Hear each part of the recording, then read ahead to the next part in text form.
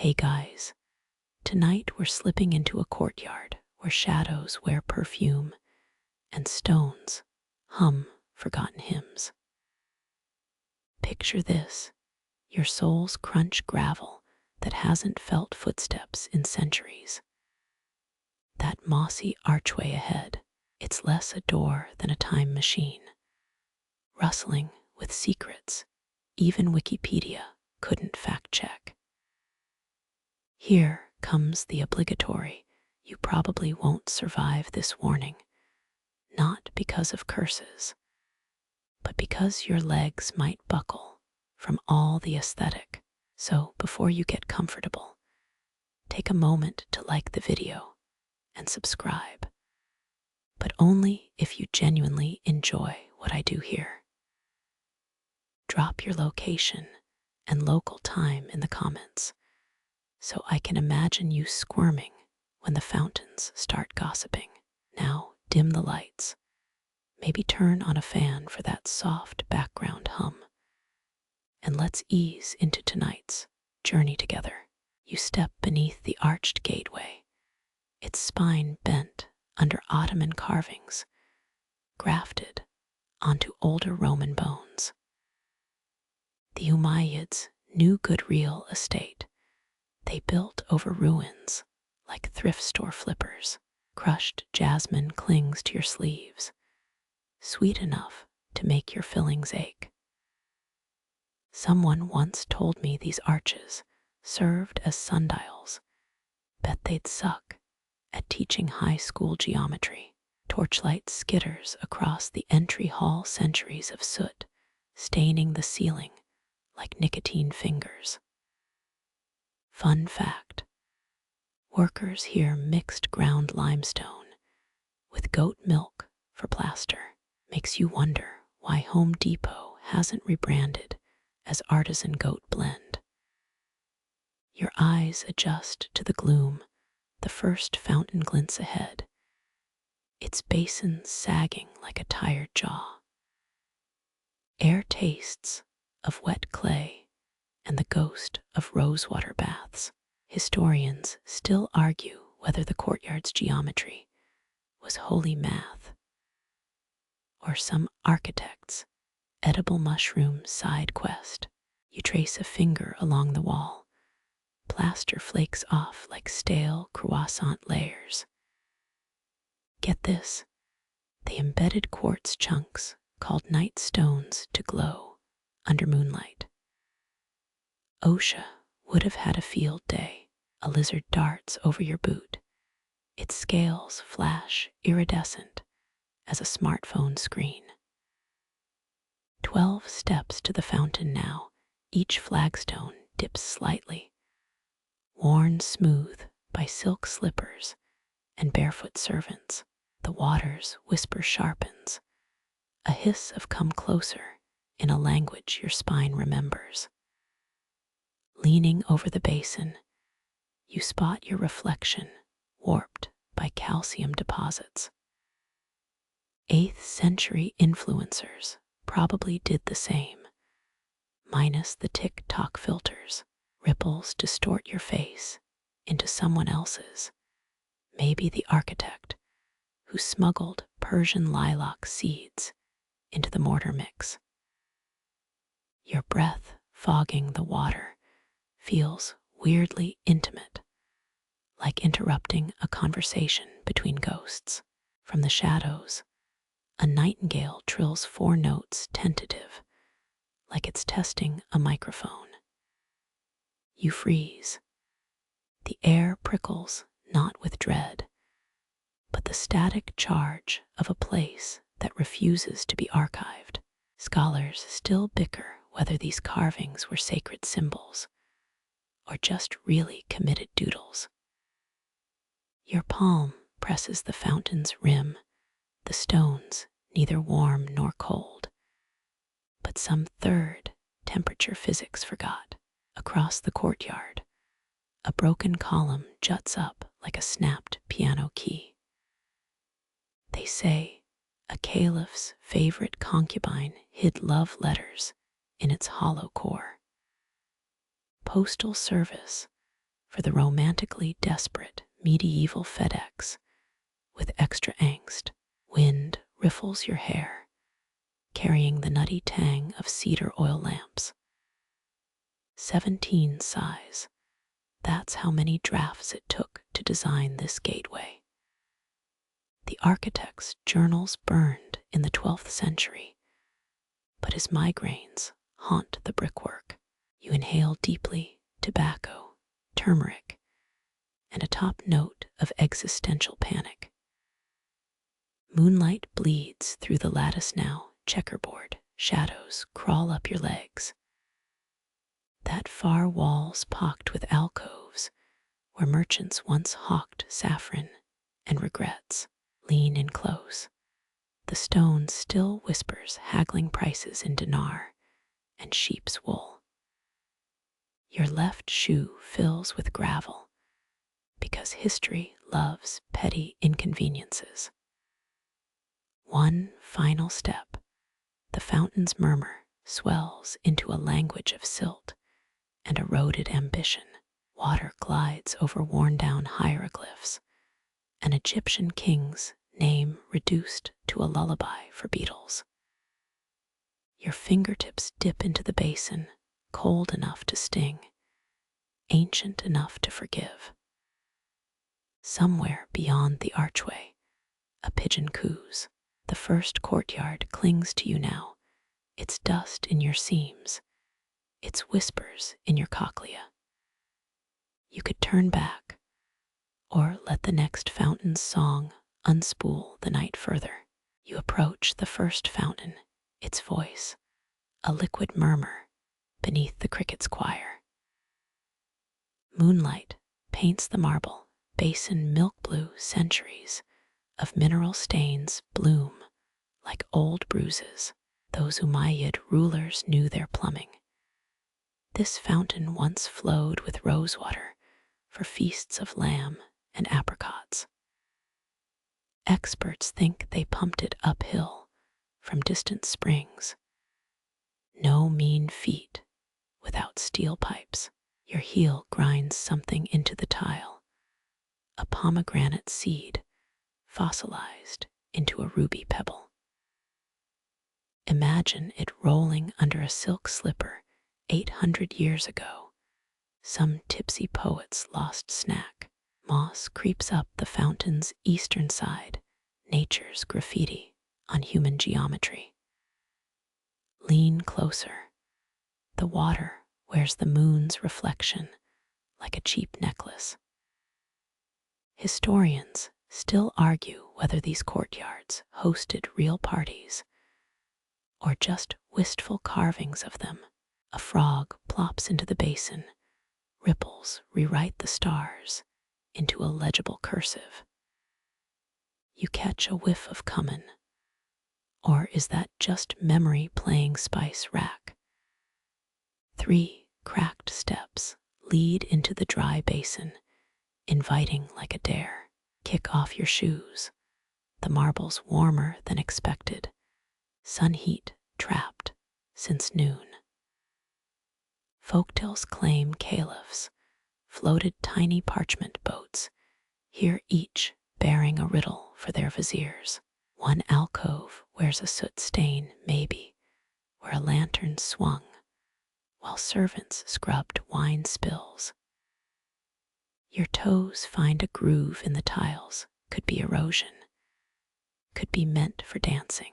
A night heron glides over the courtyard.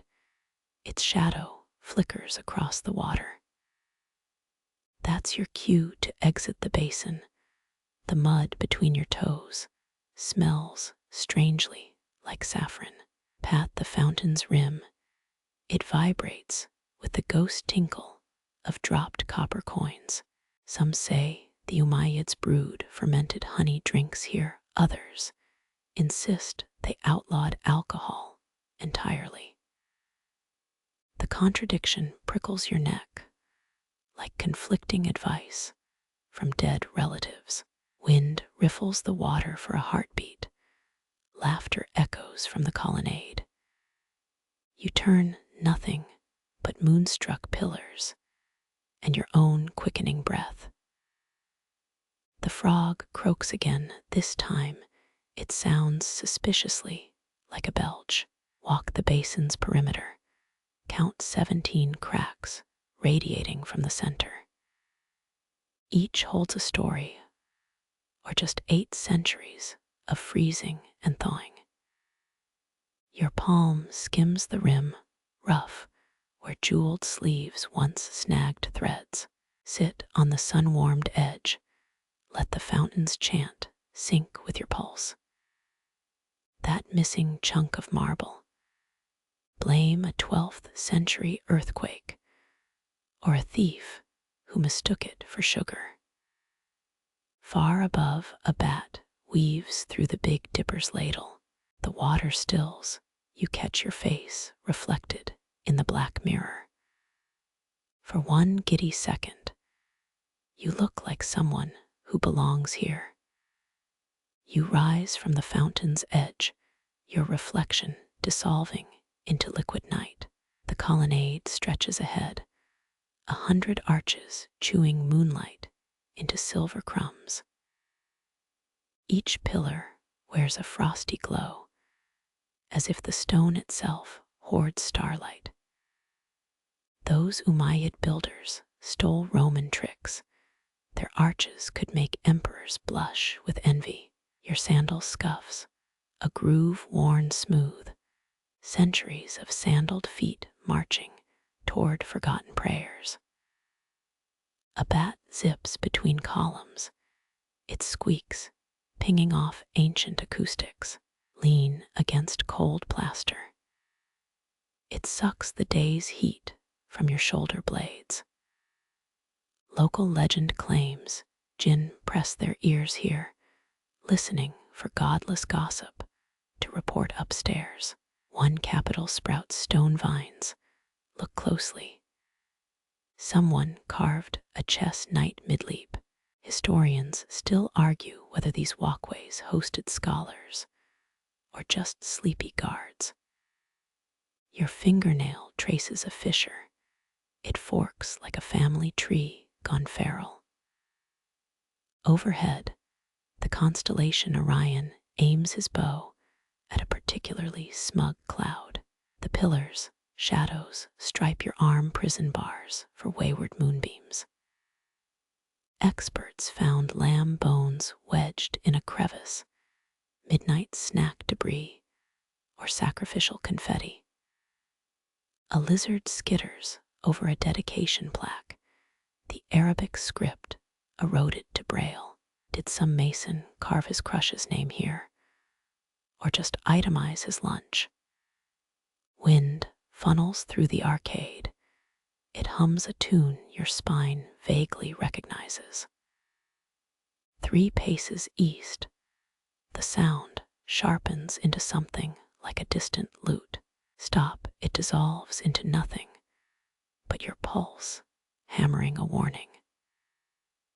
These colonnades once shielded viziers from sunburn, medieval SPF 1000, minus the greasy residue. Your palm slaps a pillar. The vibration echoes 5 times. Or was that a footstep? Moonlight bleaches color from the world, leaving only gradients of doubt and marble. That dark smudge ahead could be a shadow, could be a poet's ghost, still editing his guzzle. Step on a loose tile. It clacks like dentures in an empty cup. Archaeologists found mouse skeletons under these floors, their tiny teeth stuffed with date pits. Wonder if rodent palaces crumble in the walls, tiny ruins within ruins. You reach a pillar branded with ochre handprints, a worker's signature, or ancient graffiti. Press your hand over the smallest print. A chill spiders up your wrist. Some swear these colonnades aligned with Venus during harvest moons, calendar, or coincidence. The wind picks up, carrying the jealous whisper of a far-off fountain. Your stomach growls, loud enough to startle a gecko into performing parkour. The path branches, left toward a moonlit courtyard, right into Shadow's velvet mouth. Choose wrong, and you'll miss the secret crawl space behind the third column kidding. Maybe a scorpion tiptoes across your path, its tail raised in a question mark. Time to backtrack, or become tomorrow's cautionary mosaic. As you retreat, the pillars seem to lean closer, silent jurors assessing your worth. Did they approve?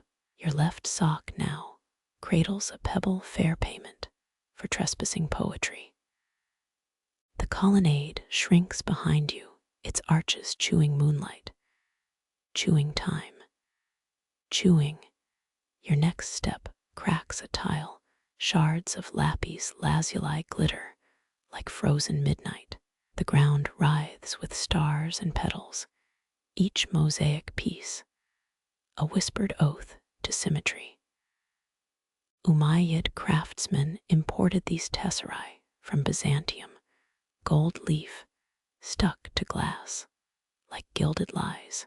Crouch your shadow becomes a storm cloud over a garden that never saw rain.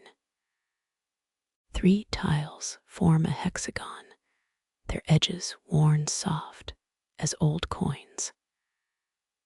Press your thumb into the gap, centuries of grit nestle beneath the nail. Some claim these patterns hide equations, Islamic geometrics, encoding pi to 16 digits.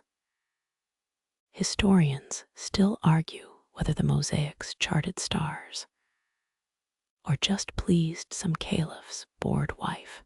A scrap of gold leaf clings to your knee-flecked defiance against time's sandpaper. Your heel grinds a saffron-stained tile, the spice once paid to masons now dust. Each step sets off miniature earthquakes, terracotta shifting like arthritic bones. Over there, a tile showing 2 fish chasing each other's tails. Local teens whisper it's a fertility charm or instructions for dismantling pride. Kneel, the smell of wet earth rises through cracked grout. 7 blue tiles form a star, its points blunted by 1,000 sandals. Archaeologists found cat paw prints in the original mortar, some 8th century tabbies quality check. Did they leave tuna offerings or just nap on the warm clay? A triangular tile slips underfoot, its razor edge threatens your soul. Watch your step, ruin has no OSHA compliance. The mosaic center yawns, a 9-pointed star swallowed by missing pieces. Some new age blogger swears stepping here teleported her to 732 AD. But her merch link begs skepticism. Palms flat on the cool floor feel the ghost of a million footsteps. Here's a tile stamped with a goat's hoof, quality control, or ancient vandalism. Your pinky traces a spiral. It tightens like a noose around yesterday's plans. That brown smudge could be pottery glaze, could be a coffee spill from Khalid, the overseer's breakfast. Wind dances through the courtyard, scattering sand across the mosaics like a restless muse. 8 green tiles form a date palm, its trunk snapped by a fallen column. Scholars found payroll records in a Damascus basement. Tessera workers earned extra for perfect hexagons. Imagine the pressure. One wobble, and your paycheck becomes a philosophy metaphor. A beetle trundles across a tile martyr, its shell iridescent under the moon's leer. You spot a chameleon blended into ochre tiles, its tail curled into a comma. Blink, it becomes part of the pattern, another punctuation mark in the courtyard sentence. The western edge sinks, mosaic shards swim in a puddle of shadows. Those Umayyad bigwigs loved their symmetry until the earth shrugged and warped their grids. Your phone's flashlight betrays a hidden layer, Roman bricks grinning beneath Islamic geometry. History's a collage of someone else's renovations. Step back, the mosaics blur into a migraine's aura. That's the secret. Beauty requires distance. 6 pigeons roost on a collapsing arch, their droppings etching modern art onto old perfection. Your left sock claims another tile fragment, illegal souvenir, or the courtyard's parting kiss. Dawn pokes the horizon, the mosaics leach color like a fading bruise. Those fish tiles now look like commas, the courtyard's sentence ending mid-thought. Your footprints linger in the dew, temporary glyphs added to the cosmic grocery list. Walk east, the ruins sigh as their geometry retreats into another day's shadow. The cracked basin hunches ahead, its parched throat gulping nothing but moonlight. You kneel, dust coats your jeans where water should kiss. Umayyad engineers laid lead pipes here, medieval anti-mold tech that's still debated in plumbing journals. The bowl's rim wears a scar, a lightning strike, or a sultan's tantrum. Your palm hovers, heat radiates upward like the fountain's last sigh. Pebbles rattle in the dry throat, sound echoes twice as loud without water. A lizard darts over inscriptions, poetry about monsoon rains that never moisten this spot. Some backpacker forum swears rubbing the basin summons rain, but you're too busy brushing off ants. 3 hairline cracks spiderweb the base, centuries of frost elbowing stone apart. Press your ear to the cool marble. Is that a drip or your pulse? Critics claim the caliphs drained it to annoy rivals, drought as flex. Historians still argue whether the quake of 749 AD killed the spring, or if a caliph's jilted lover poisoned the source.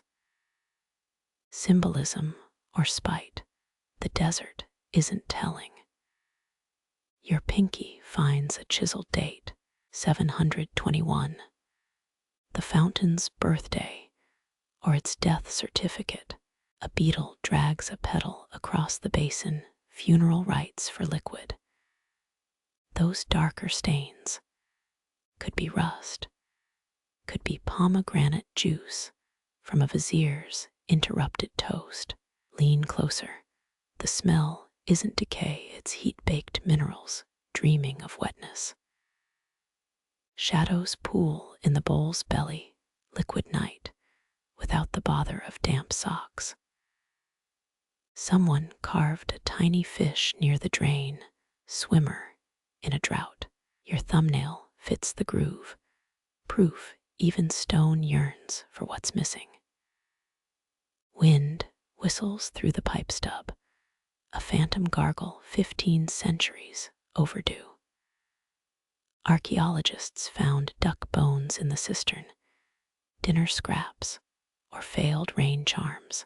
Your water bottle glints, an affront to the fountain's thirst.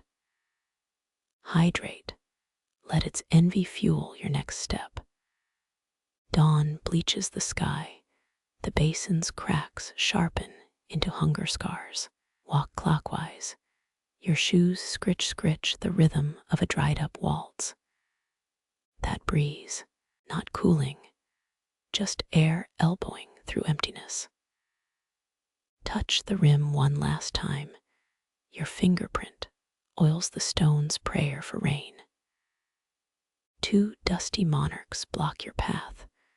Moss-bearded lions slab squatting beside a throne bone dry of kings. Sun cracks their faces, snouts pitted like forgotten oranges. Left lion's paw cradles a stone ball, deflated world gripped in perpetuity. Right lion yawns a chiseled snarl, 9 teeth missing, 2 hanging by quartz threads. You circle clockwise. Moonlight shifts their pupils. Moss clots the eye sockets, but rumor says emeralds once gleamed there. A 12th century traveler's diary claims thieves prized the gems during Ramadan, holy larceny under fasting's fog. Touch the empty left orbit.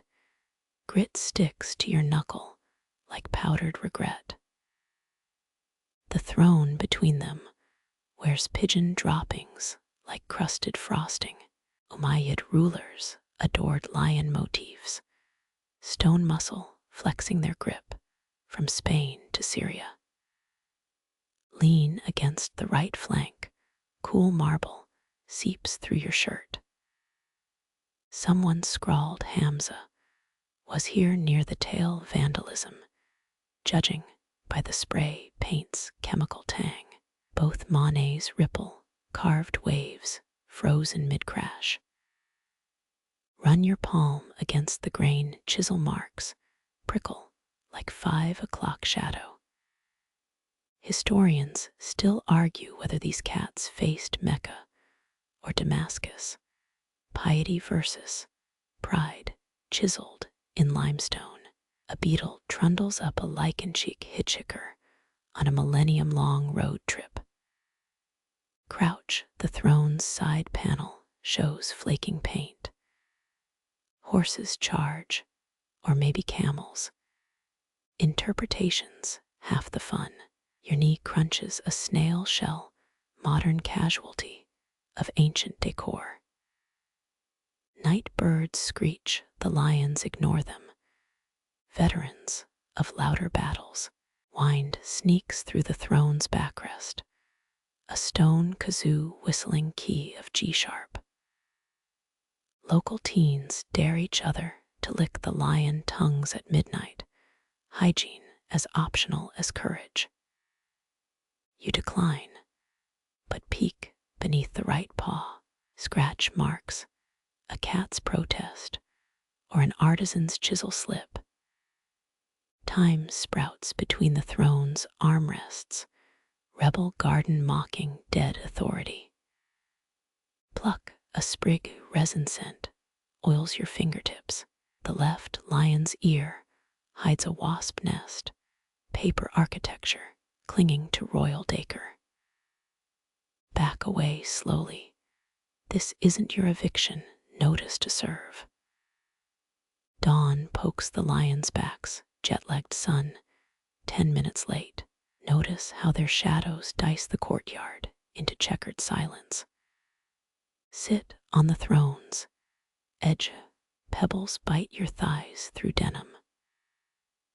Neither lion objects, their jobs guarding ghosts, not policing tourists. One paw bears a smoothed dip, centuries of nervous hands rubbing for luck. Your turn. The stone feels warmer than it should, or maybe that's hope conducting through limestone. A dove lands on the throne interim ruler, judging your worth. Fail the audition, it rockets skyward, wings clapping like sarcastic applause. 3 steps back, the composition snaps into focus. Lion, throne, lion, sandwich of power gone stale. Your shadow joins the tableau, briefly crowning yourself Sultan of lint and chapstick. The left lion's smirk suggests it's seen worse pretenders. Clouds smudge the moon, the guardians bleach into silhouettes. Pocket that time, sprig. Let royalty season your midnight omelet later. Turn north. The path curls toward an archway stuttering with fireflies. One last glance. The throne sits straighter. Or is it the moonlight tilting? Ants march up the right lion's leg, peasants storming the palace. Let them conquer. You've got your own empire of blisters and curiosity to tend. Fireflies stitch seams in the archway's shadow. Their glow drips like liquid sparks. You drift north, every step crunching gravel that's older than Newton's apple. The breeze arrives first, cool fingertips brushing your nape before the cypress trees start their gossip. Needles hiss above a sound like rain's understudy rehearsing lines. 30 paces in your left ear catches bronze. A temple bell tolls once, twice, its voice frayed by distance. Umayyad water engineers plotted this route. Their stone gutters still funnel night whispers downhill.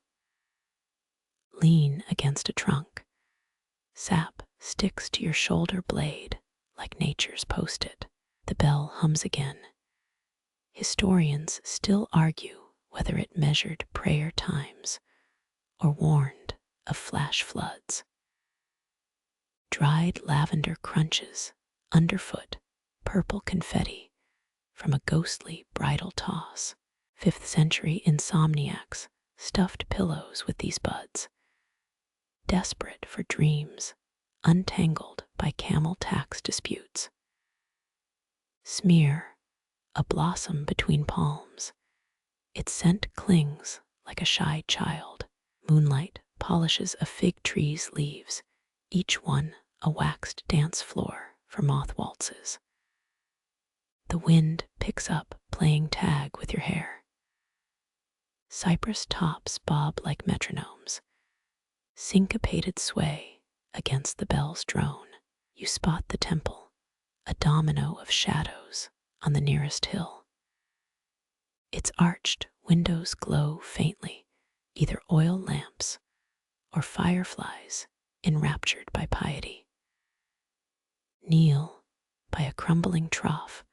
Water hasn't flowed here since the Umayyads debated falconry quotas. Ants riot over a date pit, tiny looters pillaging sweetness. Trace the channel's slope, each groove a fossilized fingerprint of monsoon hunger. Your pinky finds a chip in the stone legacy of some laborer's pickaxe slipping in July heat. The bell again, deeper now, as if the valley itself swallowed the sound and burped it back. Legends claim wise men encoded star maps into its harmonics, though you're pretty sure that's just physics with extra sparkle. Crickets throttle their violins, nature's garage band, drowning out holy ambience. A bat zips past, wing membranes puffing like black bellows. Medieval typesetters once used their droppings for ink dedication, outweighing practicality. Duck as it loops back, aerial acrobat, mocking your two-dimensional life. The path narrows, shoulders brushing wild mint on both sides. Sudden moonlight washes the trail silver. Your shadow grows 3 extra heads. Don't panic. It's just a poplar cluster throwing shade at reality. That time's sprig from the lions hums in your pocket, earthy perfume mingling with night musk. Historians still argue whether Umayyad gardeners planted herbs for cooking or to mask chamber pot stench. Stop where 4 paths cross, a compass rose-etched into sun-bleached stone. North points to the bell, south to those mothballed aqueducts, east to dawn's future grip. Choose wrong, and you'll loop back to the lion throne, its smirk eternal. Wind unravels your ponytail, strands whip like seaweed in a tide pool. The bell's pulse syncs with your carotid rhythm. Buddhist monks would high-five that synergy. Scoop a handful of pebbles, half warm from your grip, half icy from the ground. Skip one off a trough's edge, it caroms into darkness like a drunk comet. Something crinkles under your heel, a locust's exoskeleton, fossilized in amber resin. 8th century dentists used this goop for fillings, a reminder that history's full of terrible ideas. The temple lights flicker, or maybe you blinked at the wrong millisecond. 3 owls start a roundelay overhead, feathered barbershop quartet, missing a member. Their hoots slot between bell strikes, celestial voicemail, no one answers. Step over a root tangled like dispute mediation. Nature's knot of grudges and handshakes. The breeze carts in rotting apricots, sweet decay that sticks to your molars. Umayyad poets compared this scent to unrequited love which tracks, considering their divorce rates. Wipe sweat off your upper lip. It's a brine that season a dozen olives. Fingers graze something spongy. Moonlit mushrooms capsizing from a rotten log. Their gills pulse faintly, night witchmen breathing through gills. Slump onto a boulder, its surface, still hoarding noon's warmth like a stubborn grandparent. The bell tolls once more, jarring a debate in your skull. Timekeeping or flood warnings, pourquoi no los dues. Fireflies cluster near your feet, living confetti, celebrating your indecision. Hold your breath. They pulse brighter, mistaking stillness for invitation. The wind spins a maple seed into your hair helicopter blade, caught mid-whir. Historians still argue whether Umayyad architects aligned this path with Venus or just really loved straight lines. Lightning bugs flare, dim flare, Morse code spelling meh in existential dot dash. You untangle the seed from your curls, its wings velvety as a dormouse's ear. The bell's final note hangs, a bronze raindrop refusing to fall. Stand, your knees protest like unoiled cellar doors. North it is. The path steepens, gravel replaced by scabrous limestone teeth. 20 steps up, the temple vanishes behind a ridge. Pivot, the courtyard sprawls below like a tarnished diorama. Paper lanterns bob in the village beyond. Earthbound constellations apologizing to the sky. Your time sprig escapes, levitating westward on a thermal. Let it go, empires rise and crumble between heartbeats here. The wind crescendos, shoving sass into your eardrums. Close your eyes. Let the night parse you into breezes and echoes. A draft snakes down your collar, whispering of mortar cracks ahead. Turn wind herds dust into a spiral miniature tornado, practicing its menace. Duck under a sagging trellis. Wood groans like a stepped-on accordion. There, a shadowy bite in the wall. An alcove hiding behind ivy's bead curtain. Peel back the leaves. Charcoal birds explode across plaster. Their wings blur mid-flap, as if the artist fled while sketching escape. One's tail feathers smear into gibberish, mad cursive only termites can read. Press your palm to the wall. Plaster flakes stick like dandruff. Historians still argue whether these alcoves held scribe desks or trapped sandstorms, debates as endless as desert horizons.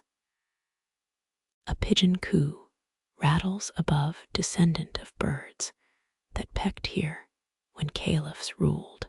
8th century clerks used olive pit charcoal for scrolls cheaper than ink, smokier than regrets. Your thumb smudges a wingtip. The bird gains a phantom injury.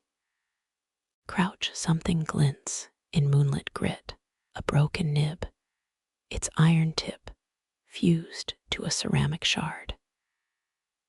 Imagine the snap mid-letter as some accountant chronicled tax revenues on common exports.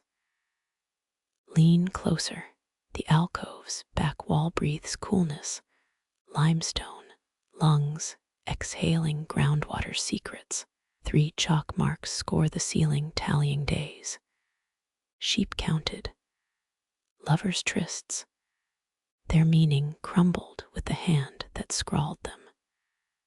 A gecko scuttles over poetry fragments, verse about pomegranates and betrayal. Now a lizard highway, footprints fossilize in the corner, bare toes pointed east. Too small for soldiers, too precise for children. Scholars think perfume merchants cached saffron here, but your nose catches only mildew and fractured history. Wind funnels through the niche, playing the alcove like a bone flute. Notes hover, a discordant lullaby fraying at the edges. Rainwater pooled here once, see how the ceiling ripples mimic waves. Time turns puddles into stone tinnitus. Kneel, your shin meets clay. A jar shard hides in shadows, its glaze blistered by forgotten kiln heat. Rub the surface, tiny fingerprints swim beneath the glassy skin. Some potter's apprentice grip, immortalized. Ants march through a crack, carrying feather barbules and dead mites. Their highway follows a faded pigment line, ultramarine blue stolen from Afghan mines. Straight as a proton's path, if protons had quotas to fill. The gecko freezes, tail coiled like a snapped watch spring. You mirror its stillness, breath shallow as the drafts between stones. Light shifts, the birds gain new shadow wings. For 3 heartbeats, they almost soar. Stand too fast, your head kisses the ceiling. Plaster snows down, the pigeon chuckles. Some clerk probably did the same, spilling ink over tax rolls destined for oblivion. Wipe grit from your hair, it smells like someone else's nostalgia. A mosaic chip stabs your soul, twisted blessing from a tile layer's ghost. Purple and teal tessera, colors reserved for royal follies. Pocket it, the past loves hitchhiking in denim. Breeze dies, the alcove holds its breath. Even crickets mute their strings, deference to deeper silence. Your wristwatch ticks like an obnoxious guest, modernity's metronome, failing to conduction this requiem. Step back, Ivy redrapes the niche. Those charcoal birds never stood a chance, scribbles swallowed by a fixer-upper apocalypse. But the gecko's still there, tail twitching as it licks centuries off the wall. One frescoed eye watches you leave, pupils stretched vertical, drinking the moon. Moonlight pools at your feet. The second courtyard yawns wide. Still water stretches ahead, a black mirror swallowing the sky. Stars puncture its surface, a drowned cosmos winking through liquid night. Step closer, your reflection hesitates before appearing. Two moons float between your ankles, one real, one stolen. 8th century engineers angled these basins as astronomy tools. Caliphs charted Sirius here, while Europe fumbled through the dark ages. Crouch ripples distort your face into a carnival mask. Fish dart below, their scales flash like lost coins. Historians still argue if the pools were scientific instruments or narcissism made hydrology. Drop a pebble, watch twin, impacts rupture reality. Breeze gusts, the water wrinkles, reflected stars stretch into glowing larvae, then snap back to precision. Umayyad architects mixed egg whites into mortar, supposedly for strength, but your nose catches vanilla ghosts. Kneel, palm breaks the surface, cold climbs your wrist, the shock of centuries pressed against skin. Ripples erase the moons for a heartbeat, you're baptizing entropy. Something glints beneath the water, not a star. Fingertips brush ceramic, lift a lotus-shaped candle holder. Pond scum drips from its petals, rust stains where a clamp once anchored it. Servants floated these as nightlights, entire constellations bobbing on a king's whim. Across the pool, a sculpted ibis perches on a plinth. Its beak points southwest, coincidence, or aligned with forgotten trade routes. Dried algae streak its neck like hieroglyphics. The north wall whispers. Press your ear to damp stone, water gurgles in hidden channels. Engineers buried clay pipes here, though some claim they copied Roman aqueducts imperfectly. Your shadow stretches across the pool, a inkblot Rorschach over drowned stars. Does the second moon have its own you? Philosophy stumbles, brain fog, thick as the jasmine haze. To the east, marbled benches sag under their own elegance. Sit, the stone sucks warmth from your thighs. 8th century poets called this moon drinking, pretentious. Even before the third wine pitcher, a frog plops into the water. Ripple rings intersect, celestial geometry rewritten by amphibian whims. The fish flee, their phosphorescent trails scribble panic in cursive. Find a pebble, greenish slate, skip it 3 hops before it sinks. The pool swallows your offering without judgment. Caliphs likely did the same, tossing coins for luck or boredom. Stare too long, the water becomes a lens. Your pupils dilate, black holes eating starlight. A thread of clouds unravels overhead, cotton dragged over diamond grit. Stand dizziness blurs the world. The ibis seems to shift its stance. Or maybe you're just oxygen deprived from crouching. Rub your eyes. When did the air get so heavy? Cicadas throttle their song. The sound bounces off water, a stereophonic swarm. Your shadow grows barnacle crust, legs fused to the pool's obsidian skin. Walk the perimeter, flagstones tilt like rotten teeth. Toes skim the water's edge, a surface tension rips apart your murky twin. Somewhere, a fish gulps the Jurassic burp of an unchanged species. Palms slap stone. Hoist yourself onto the coping. Sit cross-legged. The ibis glares now. Wind rifles your hair.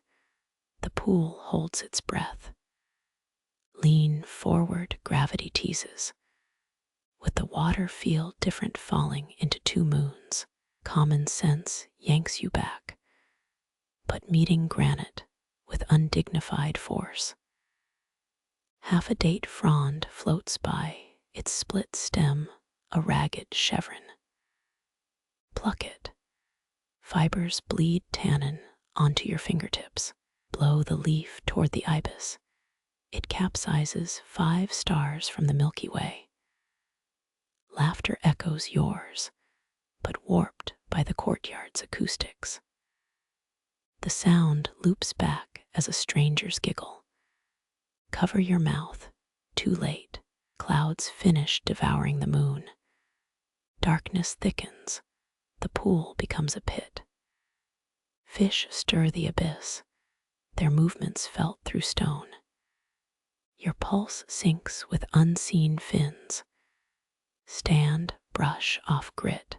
The water recomposes itself. Twin moons reborn, pristine as amnesiacs. One last glance. Your reflection salutes with sarcastic flair. Exit westward. Moss cushions each step. A night heron croaks overhead, curator of this liquid museum. Don't look back. The ibis prefers witnesses who keep walking. Wind plucks at your collar, a playful thief steering you northeast. Scattered parchment clings to lavender stems. Wind-blown confetti from a ghostly wedding. Snatch one, it crisps between your fingers, ink bleeding into arabesques. Translations hopeless. The Abbasid script swirls like smoke. 8th century poets mixed crushed beetles into ink. Their reds outlast dynasties, but surrender to rain. Blow dust off the page, a phrase emerges. Moon-chapped lips of the cistern. Another scrap flutters into a fig tree. Climb the crumbling planter, pluck it from thorns. This one's a ledger fragment. 32 dinars for Nubian lute strings boring, until you spot a doodled camel riding a rooster. Historians still argue whether these papers escaped a looted library or fluttered from a drunk scribe's window. Step on a cracked tile, it clicks. Lift the shard. A love poem hides underneath. Your laugh cleaves me deeper than the tigress carves its bed. Wedge yourself between wall and oleander. Sun-bleached verses nest here, a swallow's hoard. One parchment curls like a fingernail clipping. Oblivion is a tailor. He hems the world's frayed edges. Fold it into your pocket. Theft feels less criminal when history's dissolving. A gust unfurls a scroll fragment midair. You catch it cowboy lasso style. Applause yourself, then read. The vizier's new tax policy strangles up. Revolution's drier than mummy wrappings. Kneel by a fissure, more scraps mildew in the dark. Fish out a triangle of vellum. Saffron cakes at dawn, his thumbprint in honey. Food smut survives everything. Your stomach growls. Bet they never skipped breakfast for archaeology. 3 lines peek from under a snail shell. Doubt is a rippled pool. Drink anyway. Pocketed future you needs advice. Nearby, a papyrus shred clings to a cactus, ink fused with spine. Squint, crueler than a Bedouin's crossword.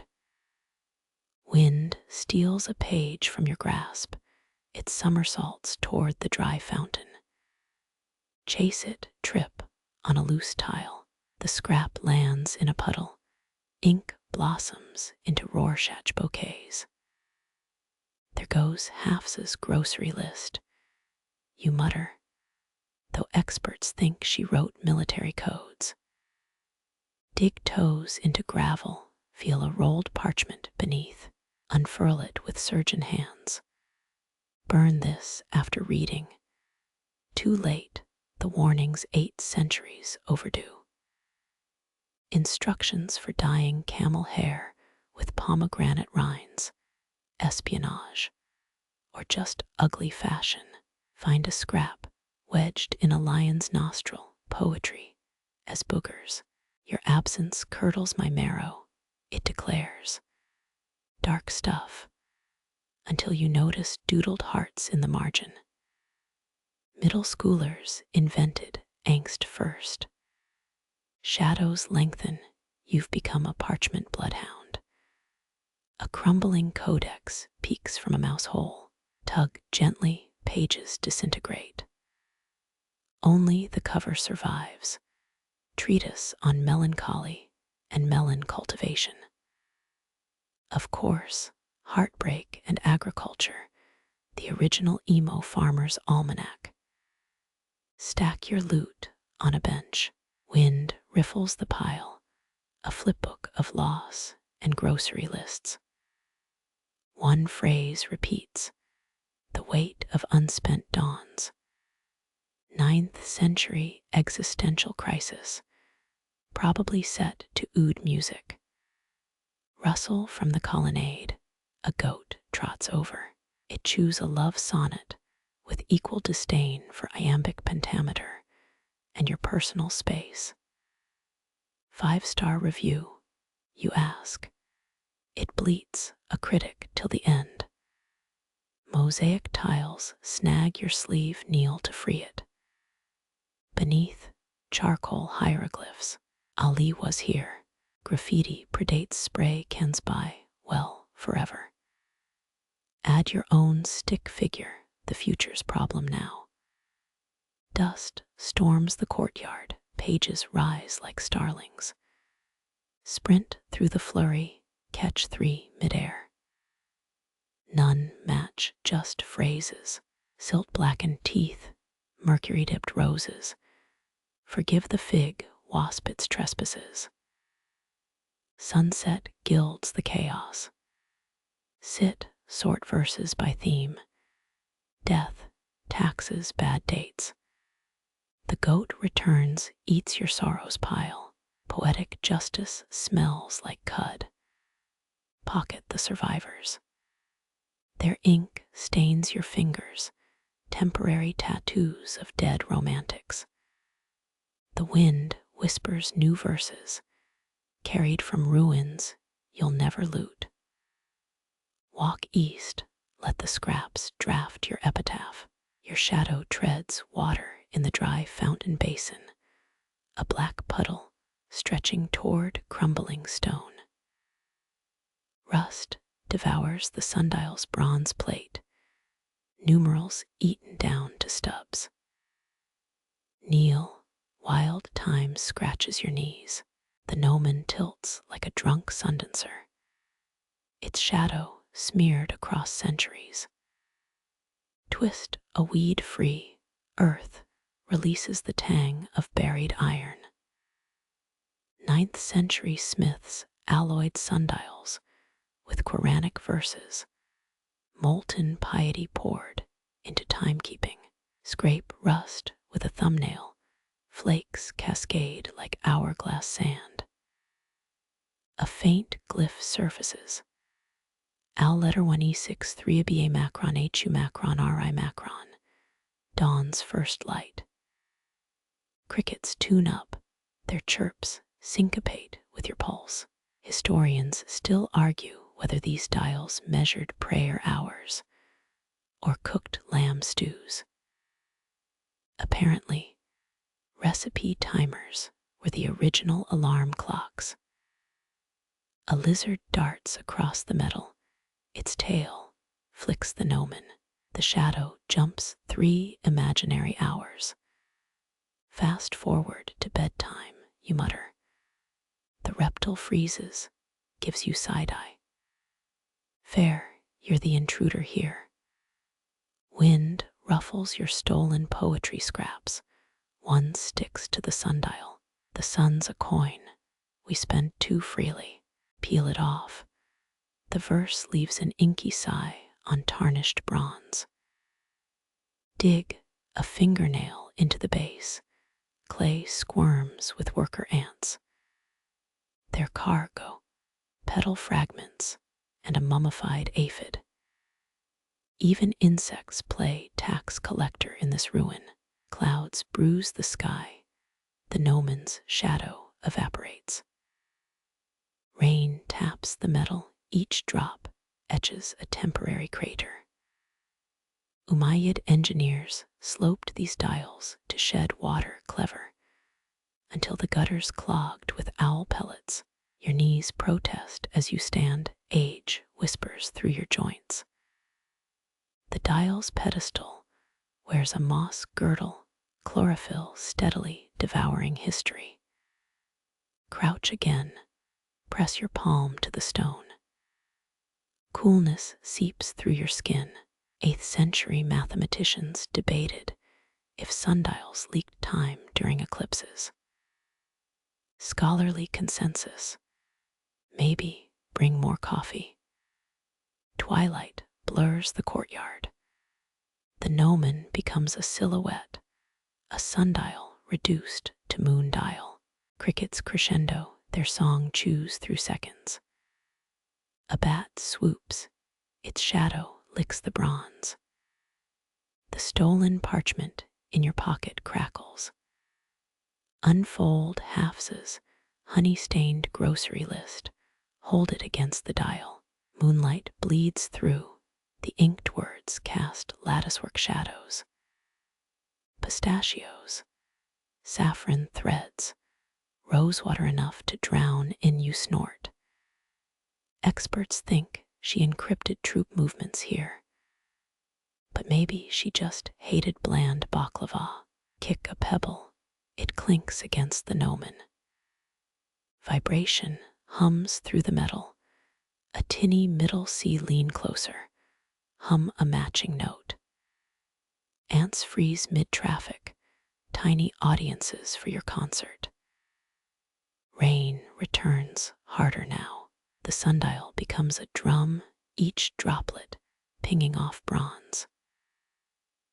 9th century poets compared storms to Allah emptying his coin purse. You pull your collar up, charities overrated when you're soaked. Lightning forks the sky. The gnomon gleams like a flipped switch. For one magnesium white second, its shadow points northwest. Toward what? A buried treasure. A privy. The universe keeps its punchlines cryptic. Thunder shakes your molars. The lizard's back clinging to the dial's edge. You share a look, then bolt for the colonnade together. Sheltered under arches, you wring out your hem. Watch the sundial drink rain, its rust blooming copper green in the downpour. Dawn will find it pockmarked, slightly more erased. You pat your damp poetry scraps, their ink bleeding anew. Time's a lousy archivist, but excellent at editing. Your damp shoes squelch as you approach the stairway. Ivy throttles its limestone ribs. Each step wears a fur coat of moss. your souls sink into chlorophyll quicksand. The ruins architect clearly missed the memo on handrails. Rusted lamp brackets jut from the walls, their glass long surrendered to gravity. Umayyad mathematicians climbed similar stairs to chart Venus, but these feel less celestial, more fungal. Grab a vine, it snaps, releasing the tang of broken chlorophyll. Step 5 squeals underfoot, rotten wood groans a protest. Historians still argue whether these stairs led to an astronomer's platform or a caliph's secret hammam. Either way, the view's better than the OSHA violations. Halfway up, the world tilts. Peek over the edge, the courtyard now fits in your palm. Those lion statues, ants with stony monets, the dry fountain, a thumbprint smudged with lichen, your jack on the world's moldiest beanstalk. Wind yanks your collar, ivy rattles like a snake's warning. This high up, the air tastes thinner. Or maybe that's just spore overload. A scarab beetle helicopters past, its iridescent shell mocking your slow ascent. Dig a fingernail into the wall. Plaster flakes reveal ghostly paint beneath. Faded ochre triangles swim into view, a geometric fever dream from the 8th century. Rub the pigment, your fingertip glows like fool's gold. The 7th step's missing entirely, rainwater pools in the gap. Leap it, your heel skids on slime. Arms pinwheel, you embrace air like an epileptic starfish. Catch yourself on a stone newel post, heart thudding through your ribs. Cool your forehead against the limestone. 10th century poets wrote of stairs that grew longer at night. Doubt they meant this literally. A tendril brushes your ankle, the ivy's clearly taking requests. Higher now, the steps narrow into a stone spine. Your shadow stretches west, a elongated puppet on the courtyard stage.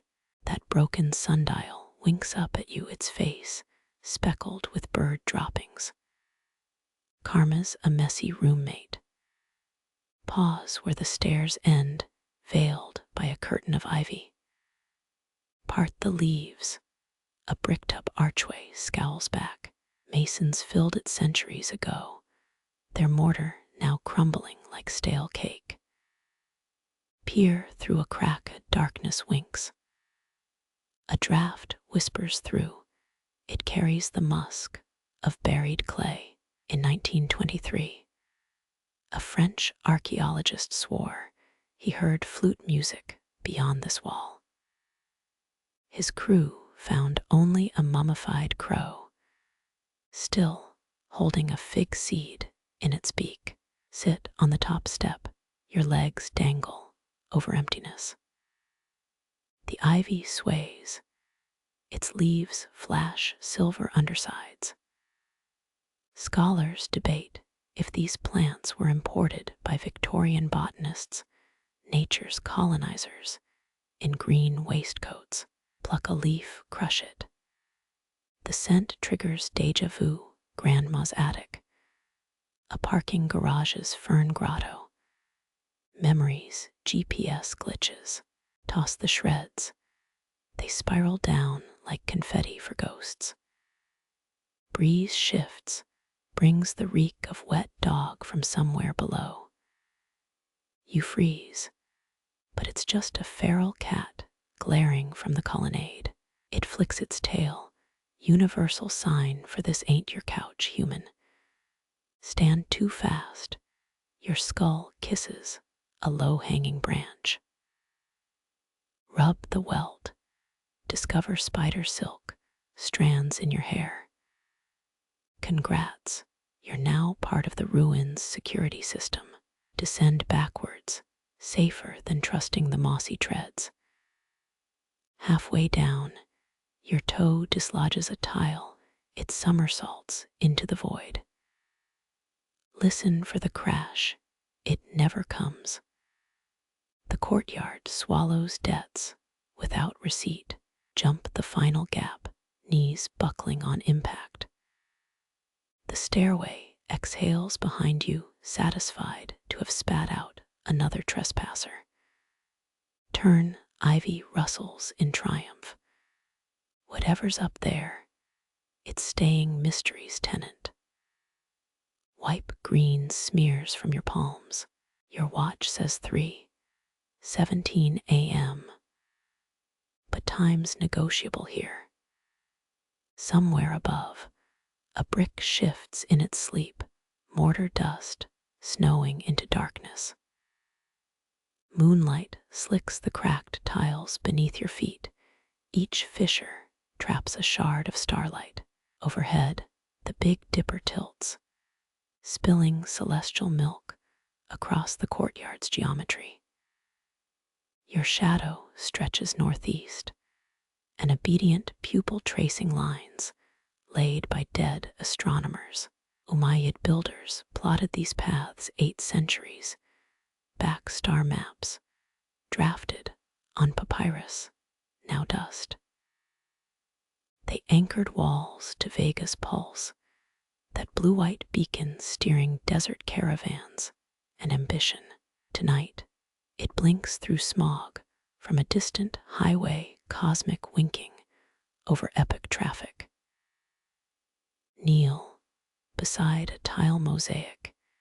Its shattered lapis lazuli mimics the Lyra constellation.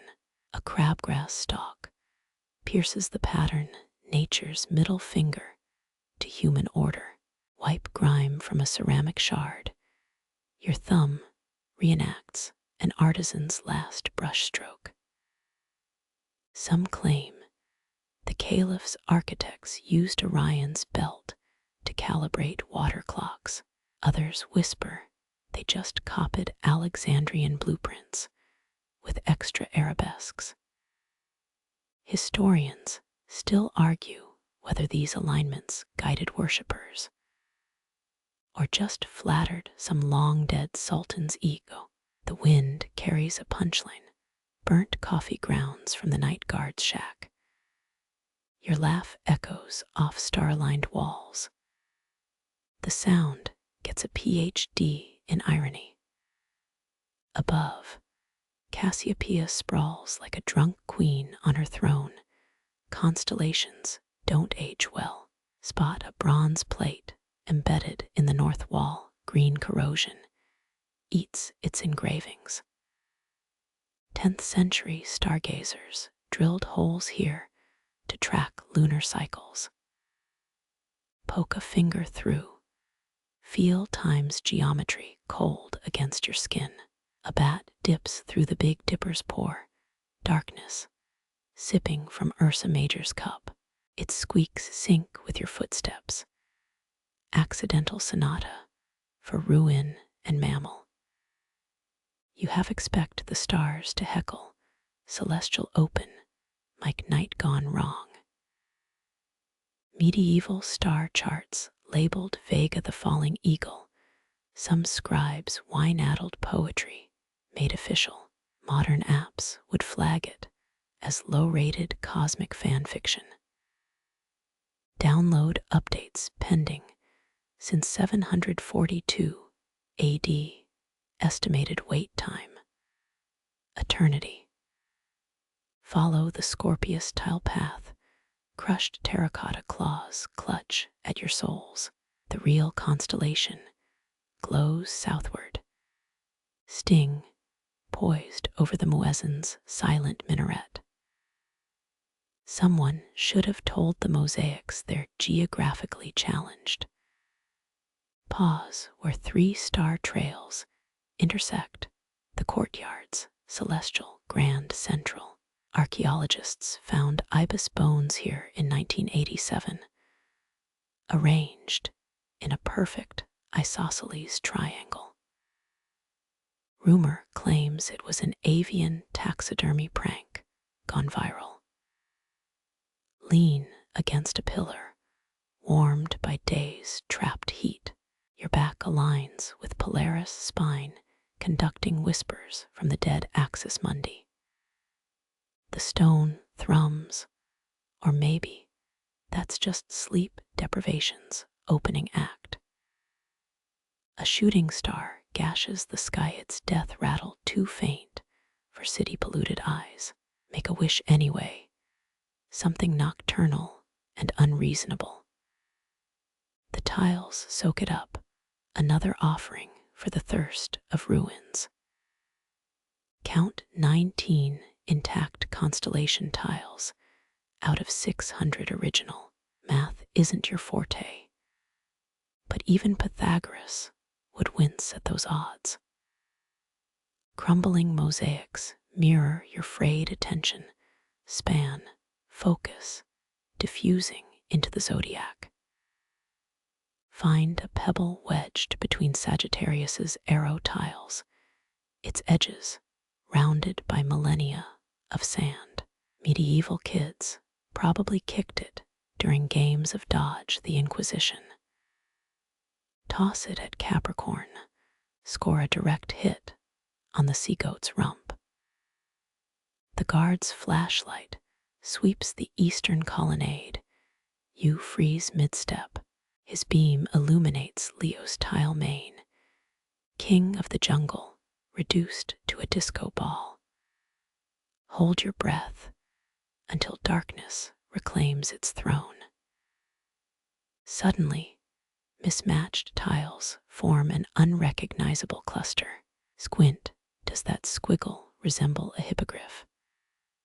Or a drunken scribal error? Scholars found similar constellations in a 9th century marginalia, labeled God's rough draft. Kick aside a Coke can, its logo reflect the moon like misplaced Venus. Consumerism crashes the celestial party, aluminum intruder in the house of stars. Crush the can flat, now it mirrors the Andromeda galaxy's spiral. Laughter bubbles up, this whole scene's a cosmic joke, older than Arabic numerals. The joke, you're the punchline. An ant crawling across an astrolabe, convinced it's steering. Dawn creeps, the Big Dipper's handle begins to evaporate. Stars blink out like snuffed festival lanterns. Party's over for another night. Your shadow yawns westward, stretching thin as the patience of dead astronomers. Turn away as Vega's final glint drowns in light pollution. The courtyard exhales, its celestial clockwork grinds back into standby mode. Tomorrow's archaeologists will debate what you stood here decoding, assuming they notice the Coke can. You stumble through a sagging archway. The pavilion's dome yawns above like a ribcage picked clean. Moonbeams pierce latticework, each wooden crosshatch etching shadow filigree on your skin. Dust motes waltz in the fractured light, phantom fireflies trapped in a chandelier's ghost. Umayyad nobles once lounged here on silk divans, draped in linen to catch summer breezes. Historians found opium residue in 12th century hookah bowls. Nearby, 3 guesses how they brainstormed mosaics. Your sneaker scuffs a tile. It squeaks like a startled mouse. The ceiling's geometry defies the sagging beams, hexagons within hexagons, until your eyes swim. Someone murmurs it mirrors a honeycomb from Alexander, the Great's lost apiaries. That's likely nonsense. But tonight, you'll grant the poets their metaphor.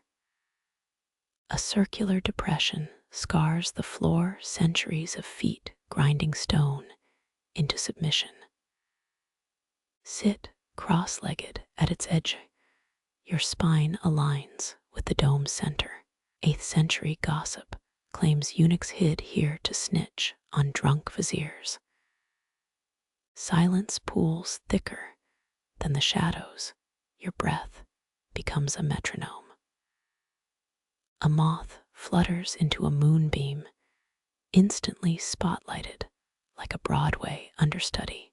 Its wings beat the tempo of a song only termites remember. Cracks in the plaster form a Rorschach test. Is that a shipwreck or a napkin sketch? Scholars still argue whether this pavilion hosted Sufi trances or just sheltered illicit backgammon tournaments. Lean back, the leftmost tile feels suspiciously warm. Your elbow brushes the wall, plaster crumbles like stale shortbread. 6 layers flake away, exposing 20th century graffiti. Mahmoud Hart, suit Fatima 1947 floats above faded arabesques. Shame throws shade on historical preservation's report card. Across the dome, a single sapphire tile survives. Its blue outstares the night. Medieval masons imported it from Bad Action, hauling mountains in camel saddlebags. Tap it. The click travels up your arm like Morse code. Wind sneaks through the lattice. Its tune flutes through star-shaped perforations. Acoustic engineers swore it imitates a zither aria from Damascus's golden age. Maybe, or maybe tinnitus, finally makes good on its threats. Spot a hairline fissure near the ceiling. Moonlight bleeds through in a jagged scar. It points southeast, directly toward Mecca's hidden latitude. Coincidence or intentional? The architects took that secret to their sarcophagi. Ants march along a shadow's edge, each carries a crumb of disintegrated marble. Their highway follows a path caliphs once paced during existential crises. You resist the urge to play deity and redirect their convoy. A bat dives through the lattice. Its wingtip skims your hair. The dome encores the whoosh, amplifying it into a specter's standing ovation. Clap experimentally. The walls toss the sound back as hollow laughter. 3 tiles near the entrance shimmer, nacreous glaze, defying 800 monsoons. Conservationists coated them in epoxy during a 90s UNESCO panic attack. Touch one, it's colder than a bureaucrat's mercy. Your shadow stretches across the depression, a fuzzy doppelganger meditating in reverse. Historians still argue whether this floor groove held a reflecting pool or just collected nobleman spit. Neither option improves the ambience. Moonlight shifts. The lattice pattern creeps eastward like a sundial's spiteful cousin. Chronicle your progress through the pavilion. 6 yawns, 2 existential shivers, 0 epiphanies. Add professional ruin loiterer to your resume's skills section. Dawn's first leer yellows the horizon. The dust ballet loses its choreographer. Stand slowly, knees popping a duet with the creaking dome. The sapphire tile winks farewell as shadows retreat into plaster veins. You kneel at the well's jagged mouth, limestone edges gnawed smooth by generations of restless hands. Dawn stains the crumbling mortar-pink morning's first gift to the ruin. Your pocket yields a pebble-worn quartz smuggled from last night's citrus grove. Drop it, the stone whispers through darkness until a distant plink swims upward. 6 seconds pass. Exactly 6. You count the beats like a safecracker, listening for tumblers. The echo slithers back, warped and weirder than the splash itself. Acousticians mapped this well in 1983, claimed its shaft bends sound waves like a drunk contortionist. Locals swear it answers questions in reverse Latin. If you toss a silver coin, you try Arabic instead. Who built you? But the well burps static. Crouch closer, your breath fogs the abyss. 8th century ledgers mention singing cisterns for relaying wartime alarms across valleys. This one's too shallow for that, unless the bottom fell out. 7 layers of repairs line its throat. Mud bricks, elbowing Roman concrete, elbowing Ottoman cement. Archaeologists found charred gazelle bones at 40 feet, fuel for some long-dead superintendent's midnight barbecue. A spider lowers itself into the shaft, tiny abseiler probing the gloom. Track its progress until shadows swallow the thread. Legend claims a swarm once poured from this well during a drought, carrying carved ivory dice in their mandibles. Proof: skeptics say wind-blown debris. Romantics book flights to Oman. Another pebble your last. This time the echo shapeshifts. Not a splash, but a cough. A muffled hum rising like a bubble through tar. Credit imagination, or the sleep deprivation talking. Gibraltar's St. Michael's Cave does this too. Its lakes mirror sound upward as spectral choirs. Scientists call it wave refraction. You call the Vatican, lean too far, your grip grinds against something jagged. A name's been chiseled into the limestone. Arabic Hamzatat Alif, Arabic Half, Arabic Dal, Arabic Scene. Arabic Het, Arabic Alif, Arabic Hamzat Layat, Arabic Rot. Lost Saint, or maybe a mason's prank, from 742 CE. The air here reeks of wet coins and crushed verbena, olfactory leftovers from wish-making rituals. Count the etchings, 327 notches, tallying hopes or disappointments. Someone scored through them all with a single defiant slash. Wind riffles the fig leaves above their applause, drowns the well's next retort. Historians still argue whether these shafts stored water or served as vertical tombs for disgraced poets. You hum a scale, the well answers in the key of B-flat minor. 3 tiles near your knee glint, mica flex, winking through grime. Wipe one clean, it flakes into dust confetti. Ants spiral the rim, filing past like pilgrims at the Kaaba. Their antennae brush your thumb, tiny diviners reading fate in skin ridges. A bead of sweat detaches, plunges 6 seconds into the dark. The resulting plop sounds suspiciously like Gesundheit. Shadows shrink as the sun climbs, well-watered ghosts retreating to their crevices.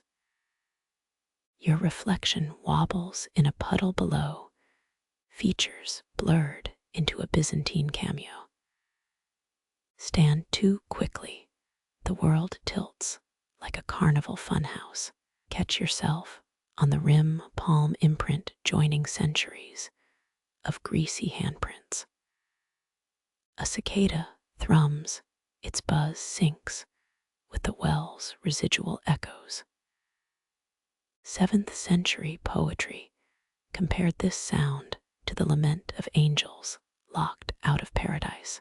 You'd amend that to kazoo played through a vacuum hose. Crumble dried mud between fingers. It powders into someone's disintegrated rooftop. Footsteps approach yours from 3 minutes ago. The well hoards sonic souvenirs.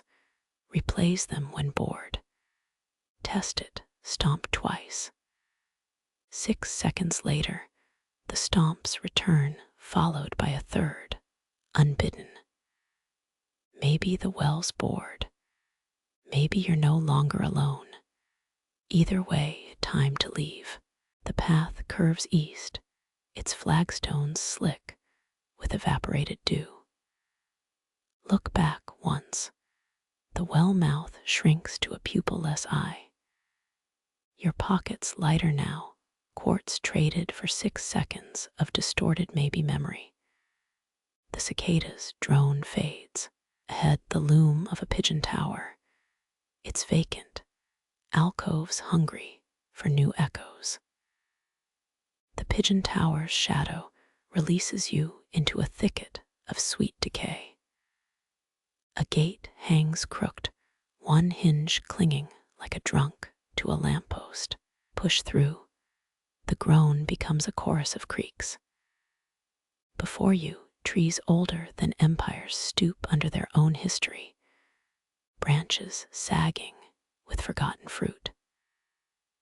Pluck an orange, its skin mottled like an old sailor's hands. The rind tears wetly, releasing oils that sting your eyes.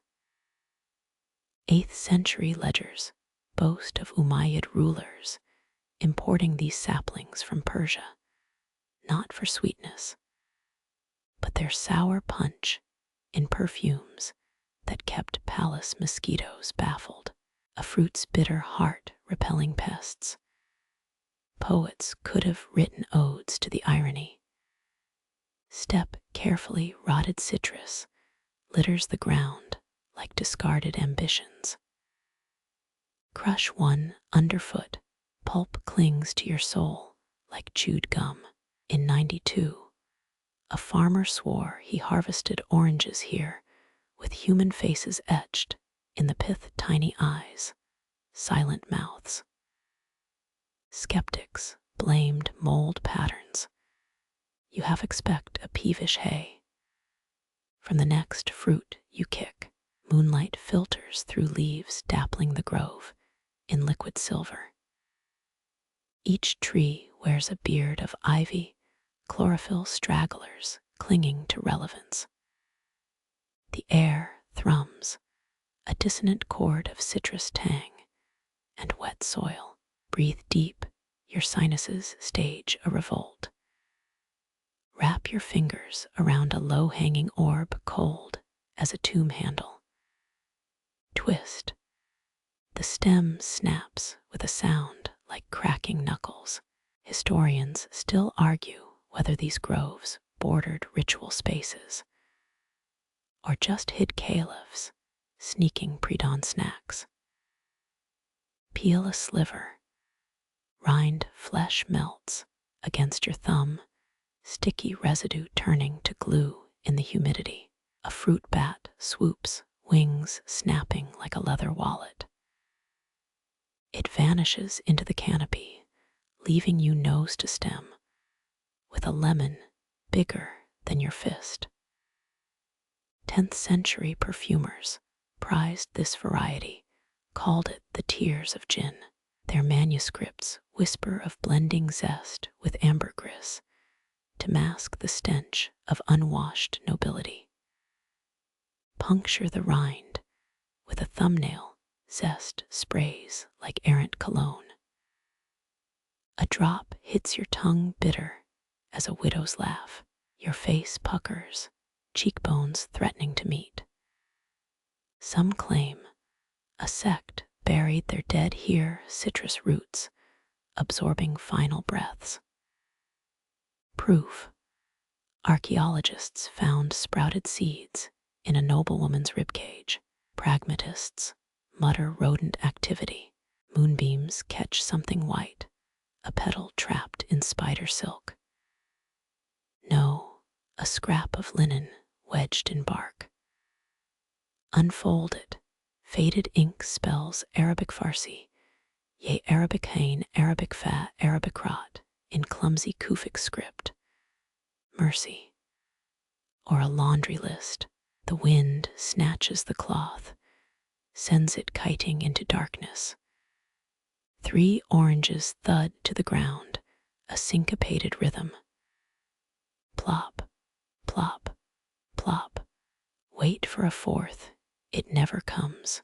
A battalion of ants storms the fallen mandibles, saluting citrus innards. Let them feast. You've tasted enough regret for one night. Wipe juice-slick hands on your pants. Fabric stiffens like papier-mâché. The grove tightens, trees leaning closer. Are those claw marks on the trunk? Too straight for animal. Maybe a board guard's swordplay. Or initials shy of lasting a millennium. Tilt your head, moonlight squeezes through branches. Projects a Rorschach blotch on your shirt. Is that a lion, a lute, a badly drawn camel? Squint, it's just a shadow, probably. A breeze reshuffles the leaves, their rasp sounds like pages turning. 800 years ago, a servant might stood here, stealing a moment between scrubbing floors and emptying chamber pots. Did they spit seeds into the dirt? Quiet rebellion against a life sour as the fruit.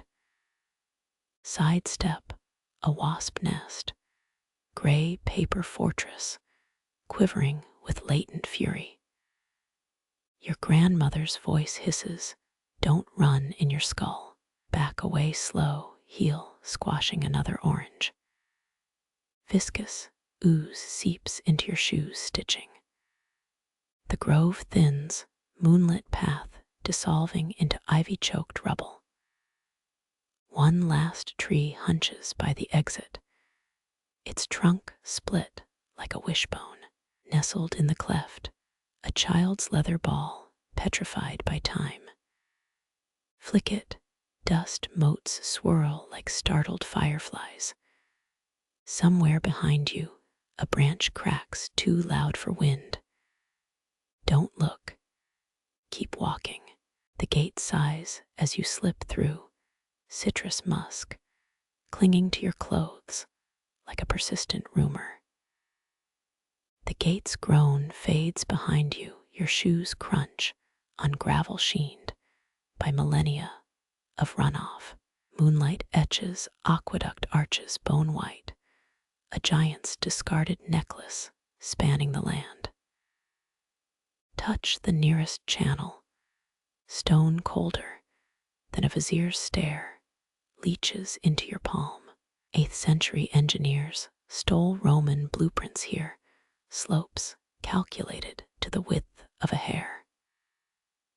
No water sings tonight, just wind hissing through skeletal grooves. Crouch, press your ear to parched limestone. Legends claim these veins thrum with ghost rivers. Snowmelt ghosts fleeing melted peaks. Historians still argue whether these channels quenched public thirst or just filled caliphs, saffron-scented baths. Your knee grinds against a fossilized date pit. Some laborers snack, abandoned mid-shift. A crack zigzags through the channel ahead. Salt crystals glitter like cursed sugar. Drag, a finger across briny crust. It sticks like tree sap. In 1923, a French archaeologist swore he heard laughter bubbling beneath these stones. Hired locals bolted, muttering about djinn plumbing crews. Pragmatists blamed trapped air escaping fissures. You hold your breath, hear only your pulse thudding in overdrive. Step onto the aqueduct's spine, stones wobble like rotten teeth. Arms out, you tightrope walk the edge. Below, darkness pools, where reservoirs once mirrored stars. 10th century poets compared these channels to God's own veins. Divine circulation paused mid-beat. Your shadow stretches long, a cartoon villain's silhouette. A grindstone lies half buried in dust, its grooves cradling fossilized olive pits. Kick it, scorpions skitter from their limestone condo. Workers hear 8 beans for breakfast. Excavations prove it via latrine pits, brimming with desiccated fava remains. Imagine the complaints. Foremen docking pay for unauthorized biobreaks. Wind funnels through the channel. A spectral whistle plays your ear like a flute. Cover your head as a desert owl dives, talons grazing your hair.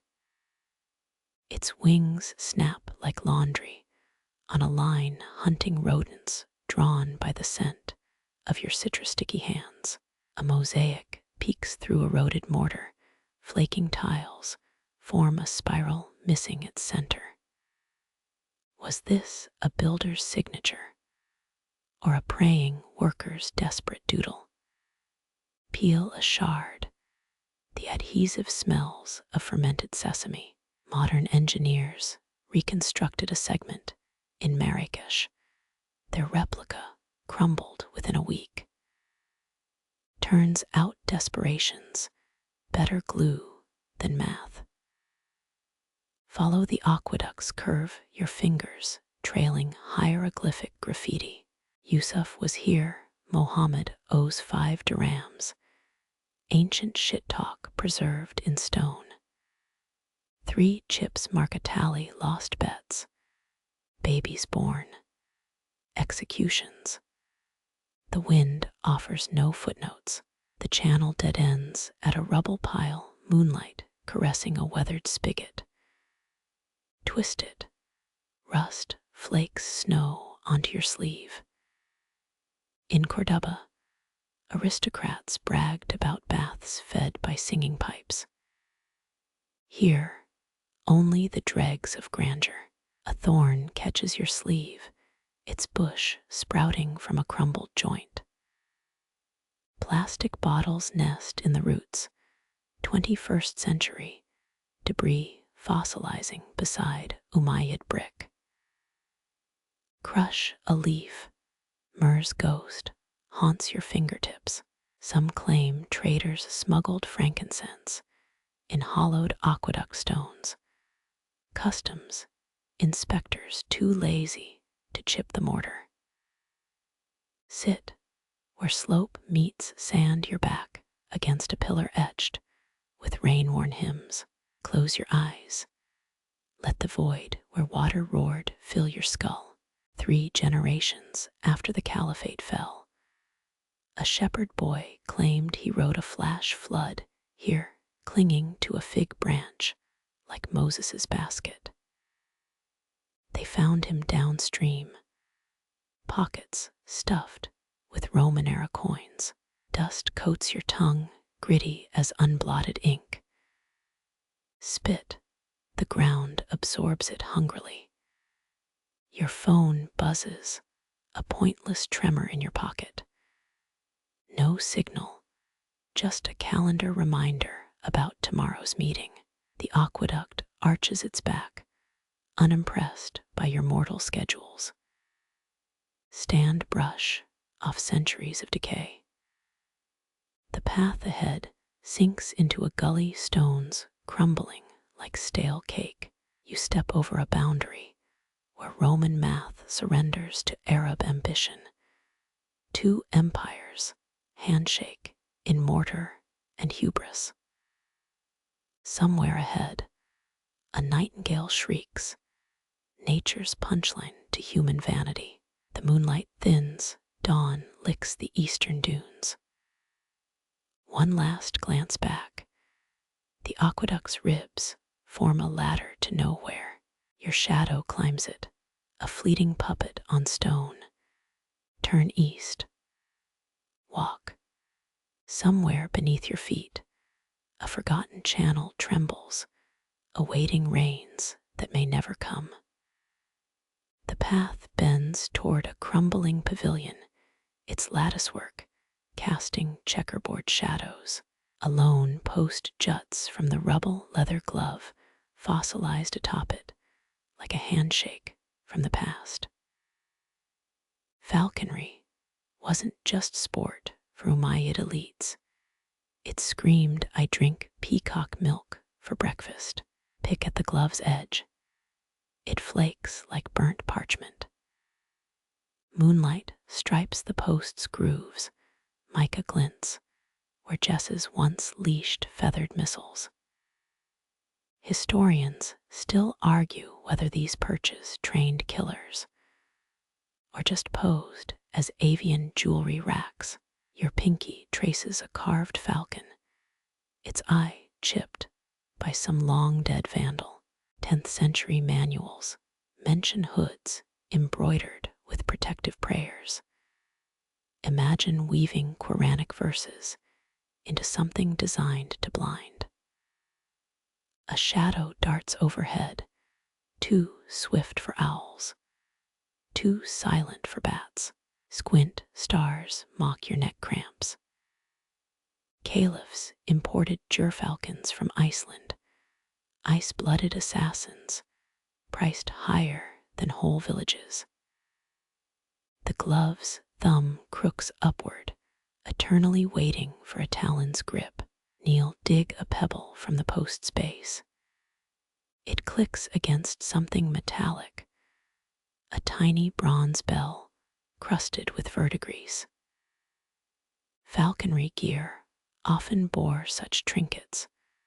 Aristocrats loved their murder doves, jingling like morbid wind chimes. Blow off the dust. It produces a wheeze unfit for carnage. Wind riffles your collar, a shiver unrelated to temperature. Above, wings carve the moon's face, a shape too angular for nature. Pragmatists say it's a barn owl. Romantics whisper of phantom falcons patrolling their masters' ruins. Your scalp prickles either way. The hunt's been over for centuries.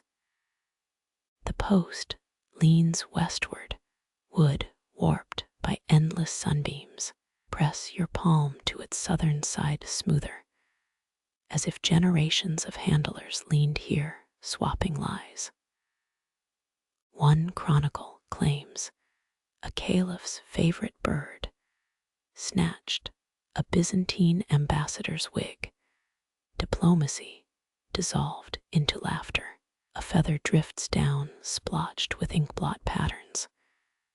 Snatch it midair, the veins disintegrate into dust. Odd raptor feathers rarely last a decade, unless you glance at the pavilion's sagging roof. Pigeon, vulture, taxidermist's prank. Your boot crunches a pellet, crumbled bones, and beetle shells. Regurgitated evidence of some modern squatter. 8th century nobles fed their falcons saffron-laced quail, avian foodies before foodies were a thing. A creek above, rusted pulley dangling from a beam.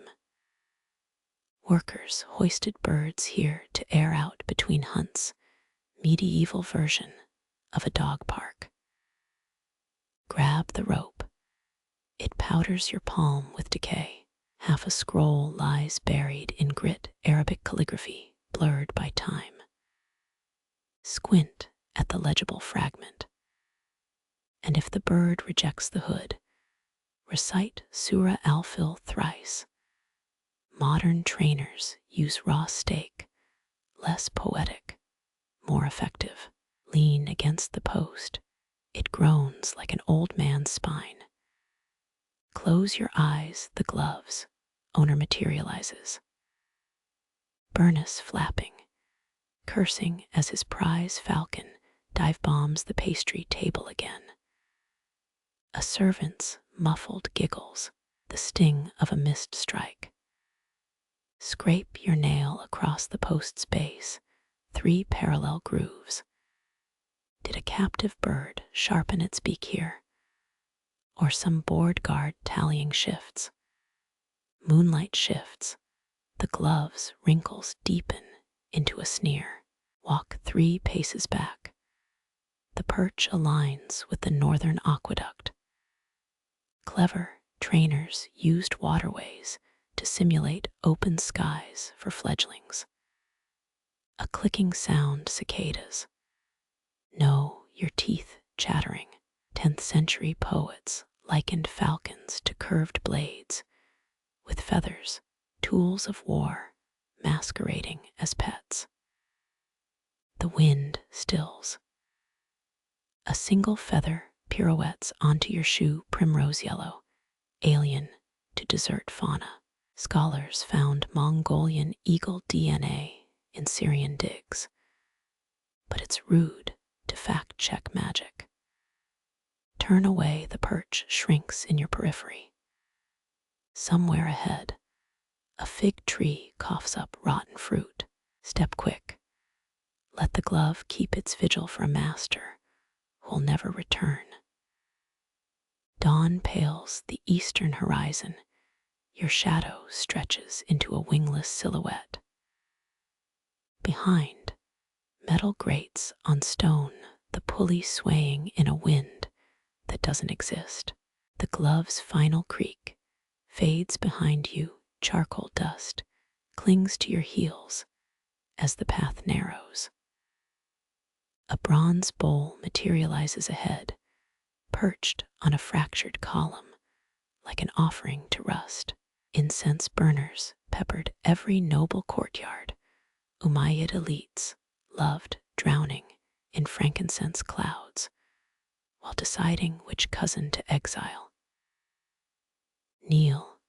Your reflection warps in the bowl's greenish patina. It's smaller than you imagined, more ceremonial soup crock than holy artifact. Rub your thumb across its rim. Centuries of oxidation bite like coarse sand. Someone chiseled ibex motifs. Here their horns melted into abstract blobs by time. 8th century artisans often used meteoritic iron for sacred objects. Space rocks hammered into piety.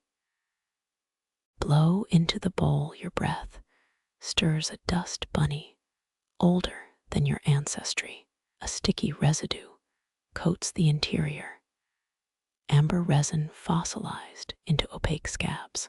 This wasn't just for show. Burners purified air during plague outbreaks. Or maybe masked the stench of royal dysentery. Historians still argue whether piety trumped practicality. Fingernail, a resin chunk. It snaps clean. Hold it to the moonlight. Trapped bubbles swirl like microcosms. Scholars found similar chunks in Basra markets last century. Hawkers swore they contained djinn sneezes. Your knuckle brushes something jagged, crisscrossed scratches at the bowl's base. Cuneiform, graffiti. Turn it sideways. The marks align into cursive Arabic. Yahafith, guardian. A prayer etched by some long-vanished hand. Wind flutes through the bowl's handle, a low moan that raises arm hairs. 7th century poets called this the breath of abandoned things, romanticizing oxidization since forever. Press the resin to your wrist. It clings like a jealous leech. A drop of sweat plinks into the bowl. The sound echoes as if falling through miles. Burners like this starred in apothecary rituals. Herbs smoldered to diagnose illnesses via smoke patterns. Imagine a physician squinting at myrrh swirls, medieval WebMD, with better aesthetics. Scrape the resin with a pebble. It crumbles into saffron-scented powder. Your sinuses flare centuries-old myrrh still packing a punch. Frankincense caravans once choked these roots, camels lugging tiers of Boswellia trees toward royal nostrils. The bowl vibrates, or is that your fingertips numbing? Legends claim certain burners hummed when danger neared, though that's probably just bad falafel digestion. Adjust your grip, patina flakes snow onto your shoes. Shadows shift, moonlight bleeds across the bowl's underside. Hidden there, faint fingerprints preserved in metal. A child's, apprentices, servants, their identity dissolved into the alloy long ago. A beetle scuttles over the rim, its shell iridescent as oil on water. Watch it navigate resin stalagmites, the insect version of tomb raiding. Your stomach growls, sympathetic munchies for history's crumbs. Someone replanted sage nearby. Its silver leaves brush your calf. Wise, aromatic plants often flanked burners to amplify purification vibes. Crush a leaf, its camphor punch cuts through the myrrh. The column base cracks reveal mosaic shards, cobalt and ochre pixels of some greater image. Step back, they resolve into a star map. Orion's belt points toward the bowl celestial GPS for ritual perfectionists. A twig snaps behind you, probably just a lizard. But the bowl's moan sharpens. Coincidence is a flimsy shield in places like this. Scoop resin dust into your palm, sprinkle it like cheap glamour. Wind steals most. A golden haze lingers at knee level. Poets wrote about incense ghosts drifting through ruins. Turns out they're terrible at small talk. Your shadow mocks the bowl, stretching across it like a robber's hand. Blame the moon, celestial drama queen, overexposing every move. Archives mention burners mounted on horseback during battles, mobile zen for warlords. A moth dive bombs the resin, wings glued fast. 10th century ethics debates raged over whether trapped insects counted as sacrifices. Peel it free. Its legs kick imaginary petals toward escape. Dawn's first blush seeps from the east. The bowl's bronze warms under your palm. Temperature shifts crackled these vessels during use. Acoustic snapshots of ceremonies lost to noise. Pocket a resin shard. It throbs faintly against your thigh. Maybe psychosomatic, maybe not. The path snakes onward, but the bowl's hum follows like a stray cat. Your next footfall crunches snail shells, crusty spirals littering the stones. They crawled here for the metal's moisture, miniature alchemists seeking transformation. Kick a shell, it pings off the column into darkness. One last glance, the bowl now backlit, its interior swallowed by shadow. All incense burners become coffins eventually, holding funerals for their own usefulness. Walk east, the resin's heat in your pocket mirrors the rising sun. The resin's warmth fades as gravel yields to smoother stones. Your soles meet a grid of numbers painted in ghostly chalk. 3 squares, 5, 8. A hopscotch course time forgot. 10th century Syrian children used pebbles and limestone powder, medieval asphalt artists at play. Kneel, the numeral 4 smudges under your thumb.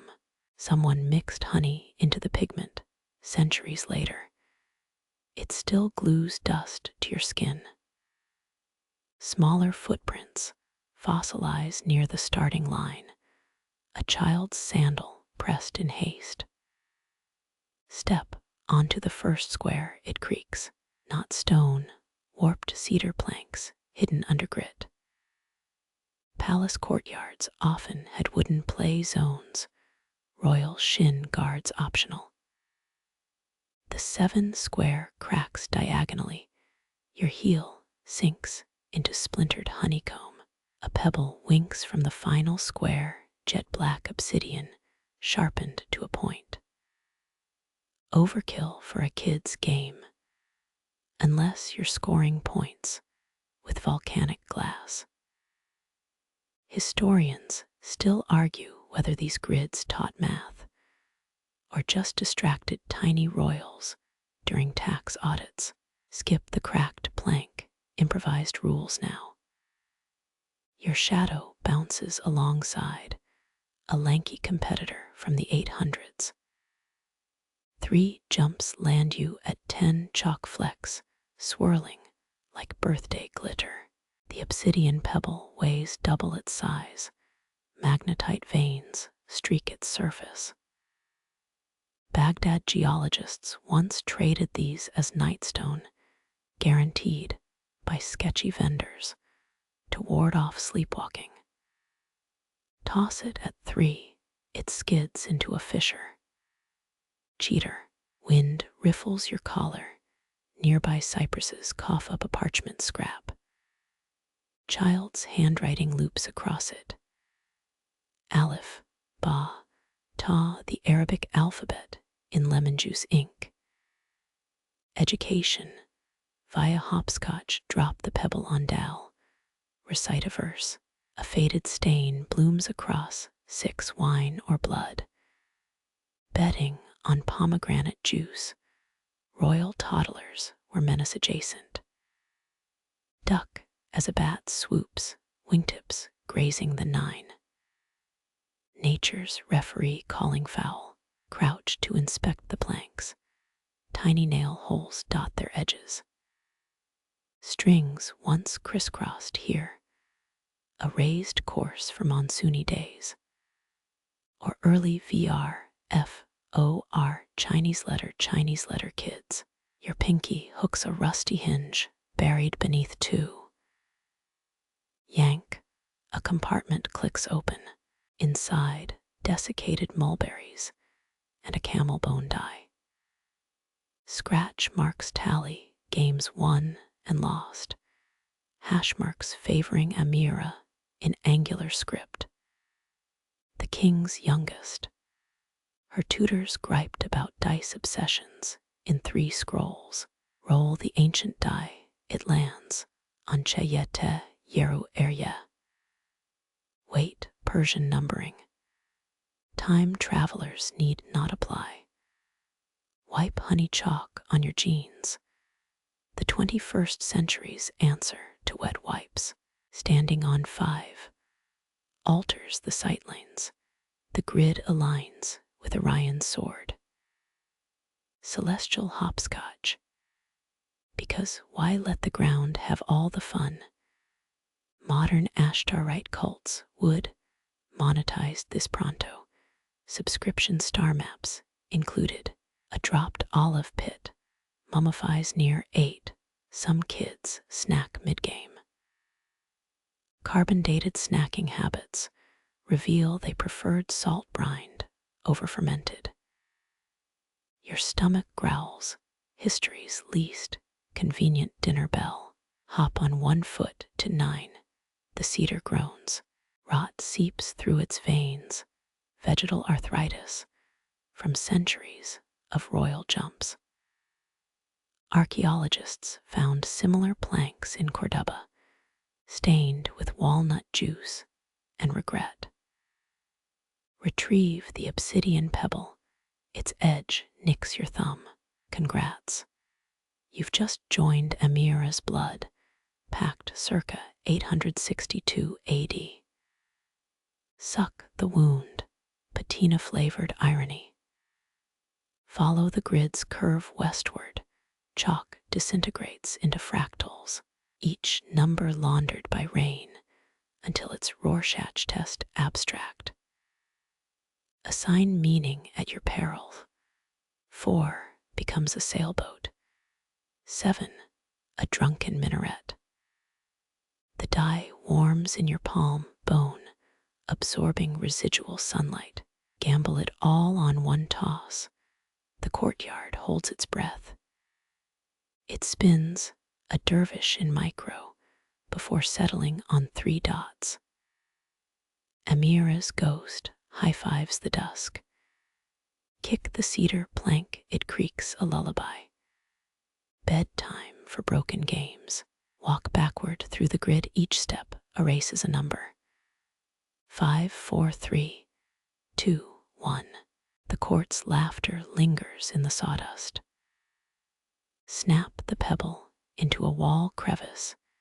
It fits like a missing tooth.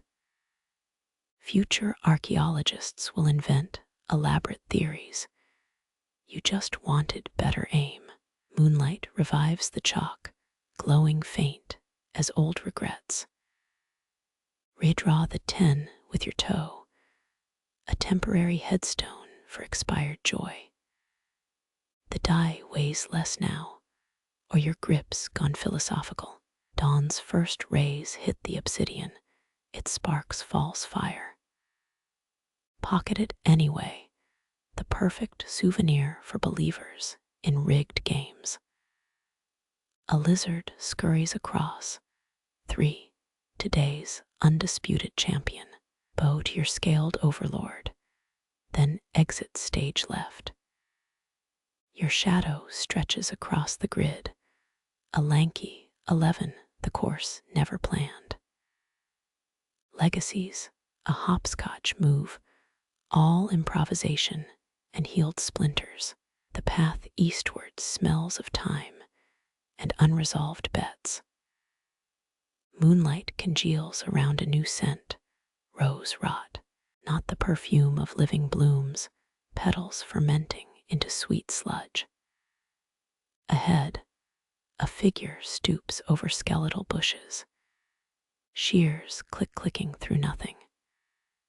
Your soles hesitate, crushed petals stain the gravel like lipstick smears. Umayyad roses, once hybridized Persian and Byzantine varieties, diplomatic botany via flower beds. Dukes schemed over cuttings, now they stink like forgotten jam jars. 12 paces left of the path, the gardener's outline shimmers. No hat, no gloves, just shears flashing steel teeth. Dead thorns drop into their basket, a harvest of ghosts. Historians still argue whether night pruning was spiritual practice or just avoiding sunburns. Step closer, the air chills. Rot subsides, replaced by cedar resin. Those shears, same design as in Damascus Museum's 9th century collection. The blade's curve mocks a scorpion's tail, efficient and spiteful. A thorn snags your sleeve dry as papyrus. It crumbles. Rose hips rattle in the wind, nature's maracas. Your flashlight beam passes through the gardener, illuminating only their shadow of beetles. They're singing, or humming, or maybe it's just your tinnitus from Section 17's aqueducts. Lyrics, Arabic, no, older, maybe Nabatean. The consonants feel like chewing gravel. 3 bushes remain bare sticks in a parody of gardening. Shears bisect a branch. The snick echoes 6 times. Acoustic trick of the courtyard, or applause from dead landscapers. Kneel near a severed stem. It oozes black. Carbon dating proved these roses absorbed lead from Warsmith's runoff, nature's morbid sponge. Your fingertip hovers don't. Toxicity outlives empires. The basket tips thorns spill across your boot. None touch ground. Suspended midair, a constellation of spite. Blink, they're gone. Your soul throbs where they might have stabbed. Wind shifts, the gardener's face flickers. Not human, not animal, just a placeholder draped in dusk. Their shears pause. Did you imagine that head tilt? Retreat 10 steps. Moonlight stitches your shadow to the path. The pruning resumes. A beetle scuttles over your instep, same iridescent green as Umayyad ceremonial dyes. Squash it. Let it pass. Your karma's shaky enough. A lone rosehip bursts. Seeds skitter like ticks. Medieval botanists swore these night fruits cured sour breath and attracted djinn. You pocket 1, future bad decisions demand options. Shears flash faster, metronome gone frantic. Branches fall in triplets, snick, snick, snick. The gardener kneels, digs fingers into soil, unearths a clay bulb. Sprouts coil inside, blind worms seeking a moon that abandoned them. Your phone dies. Coincidence? Only if you ignore the courtyard's allergy to modernity. That low battery chime was the final straw. The bulb shatters. Dust plumes form Arabic numerals. 739. Lottery numbers. Death date. Your birth year. Breathe in clay sears your sinuses. Allergies. The great equalizer. Zigzag left. Avoid the gardener's spiraling path. Their basket overflows now. Thorns spill into fractal patterns. Step on one. You'd resurrect every monarch's hemorrhoids. Tiptoe like a meerkat on espresso. Dawn bleeds across the horizon. The gardener fades first. Shears clatter, blade first, into empty soil. Retrieving them would be poetic and terminally stupid. Where they stood, a single fresh rose blooms, crimson, dewless, stinking of anise. Pluck it, the stem's already in your hand. Petals melt into locust wings, buzzing a nursery rhyme in lost dialects. Drop the stem, it writhes into the gravel. Saladin's troops carried similar roses as field rations, ate the hips during sieges. Your stomach growls, eternal curse of historical curiosity. Sunlight dissolves the last shadow, the shears rust instantly. Oxidized poetry, your boot heel grinds a thorn into the path proof. You hardcore doubted this ghost's work ethic. Eastward, the time smell returns. You've survived another encounter with the courtyard's denizens, unpaid gardener, underappreciated florist. Same difference. The rose hip burns in your pocket, a souvenir doubling as warning. Breeze carries a final snick from nowhere, postscript to the night's labor. You hum along off-key, because hauntings deserve mockery. Gravel shifts behind you, newly planted seeds giving chase. Walk faster. The thyme smell curdles into vinegar, someone's ancient wine deal gone sour. Ahead, a crumbling archway slumps under its own weight. Faded glyphs pockmark the stone price lists or poetry. Your flashlight beam resurrects a symbol, a donkey pulling 10 vertical slashes. Bulk discount on pack animals. Palm against the arch, it's warmer than the night air. Umayyad merchants buried coins under gateways, ritual to bless transactions. Your boot scuffs dirt, half expecting gold dinars to sprout like metallic truffles. Cuneiform squiggles mingle with Greek letters, Emporium Esperanto. Fourth row down, a lotus flanked by triangles. Experts think it marked silk grades, but that one fringe blogger swears it's a menu. Roast gazelle in pomegranate glaze, 5 coins. Complimentary olive pit divination. Wind whistles through the arch, dead haggling revived as white noise. Best price, echoes in Aramaic tinnitus. Rub your earlobe, it's ringing like a cash register. Knuckles wrap the keystone, it booms like an empty vault. 3 pigeons erupt from crevices. Feathers shed receipts nobody claimed. Their coups morph into callas. That's final offer in medieval merchant slang. Or so claims your half-remembered Arabic app. Left pillar bears a chipped fresco, camels loaded with indigo sacks. Their soulless eyes track you, probably judging your modern footwear. Historians still argue whether Umayyad dyes caused hallucinations or dealers just upcharged for divine visions. Your thumbnail picks at a red-stained cinnabar.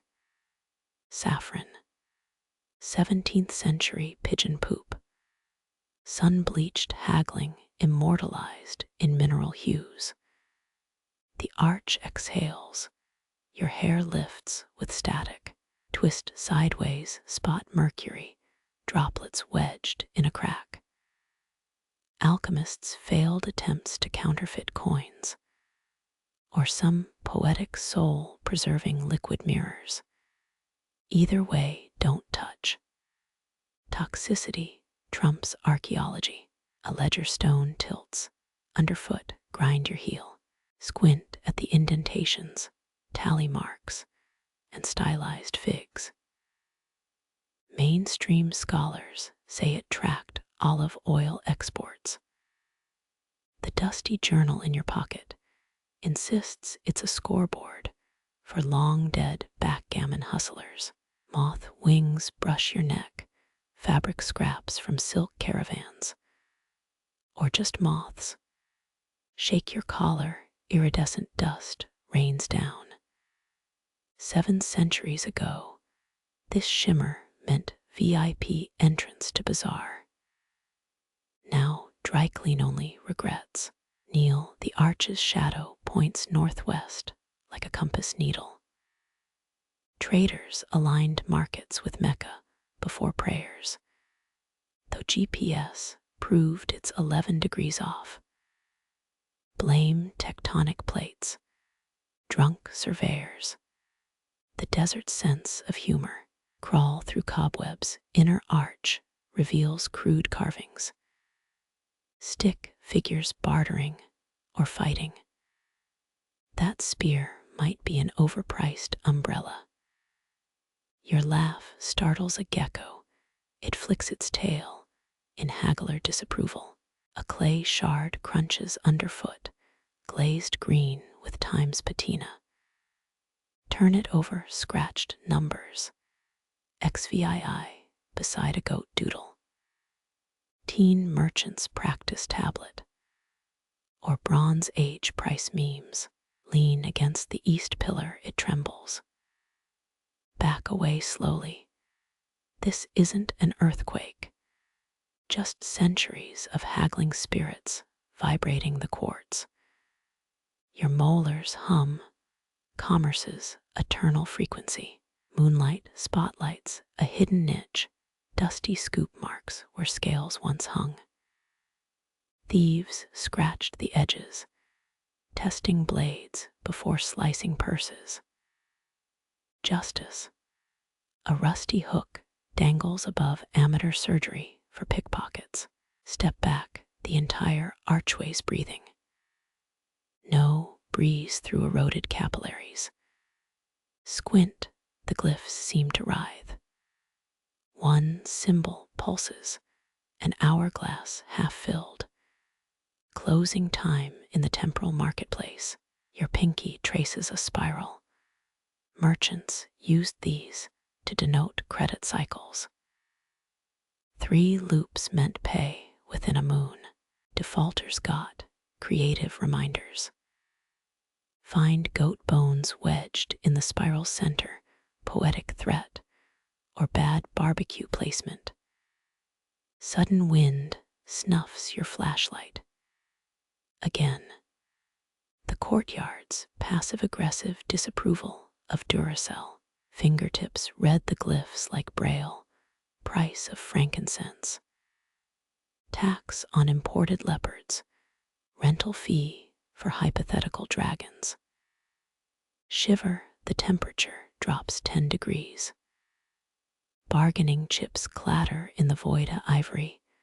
Onyx, child teeth, cover your ears. The sounds inside your skull now. Free samples from history's worst flea market. Stumble past the arch, its shadow licks your ankles. Traders called this the tongue of commerce, both compliment and warning. Your soles skid on gravel polished by 10,000 sandals. The next courtyard yawns ahead, moonlit and smug. But something tugs your sleeve, the archway's last sales pitch. Glance back, glyphs glow faintly. One phrase winks, almost free. Walk faster. Your left shoe squelches the first warning. Moonlight ripples across black water where flagstones should be. A courtyard turned tar pit, except it swallows light instead of bones. Step closer, algae blooms swirl like fluorescent galaxies. Pillars rise from the muck, their bases furry with growth. 16th century engineers rerouted 3 rivers here, arrogance written in aqueducts. Knee-deep now, water seeps through seams. Chill creeps up your thighs, the kind that cancels vacations. Something brushes your calf, a ribbon. Eel, abandoned belt from a very damp bureaucrat. Raise your phone, the glow reveals submerged mosaics. Faded gold tiles depict date palms, roots drowned by their own thirst. History's punchline. This palace was built on marshland. Sultans insisted otherwise. Divine right overrules geography. A fish darts past, translucent and eyeless. Blind cave species, adapted to underworld puddles. Scholars debate whether Umayyad aquifers accidentally bred them, or bored nobles stocked ponds for kicks. Your shadow stretches across the water. Another does the same. Not yours. Turn empty courtyard. Look back, twin silhouette, miming your shrug. Locals whisper this place mirrors unfinished selves. But you've seen enough horror movies. Wade toward the center. Aluminum cans glint among Roman coins. Modernity and antiquity united by littering. Kick a Coke tab. It spirals down to join Hadrian's loose change. Belladonna shrubs choke the far wall berries, bobbing like poisonous buoys. Medicinal or murderous, 10th century herbalists prescribed 5 berries for melancholy and 14 for permanent retirement. Touch a pillar, it's spongy. Termites, fungus, the stone itself rotting.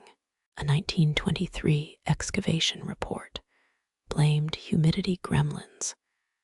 Mainstream academia still furious about that footnote.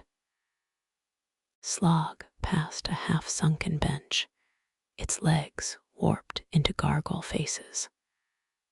Carved or warped, either way, they're judging your life choices.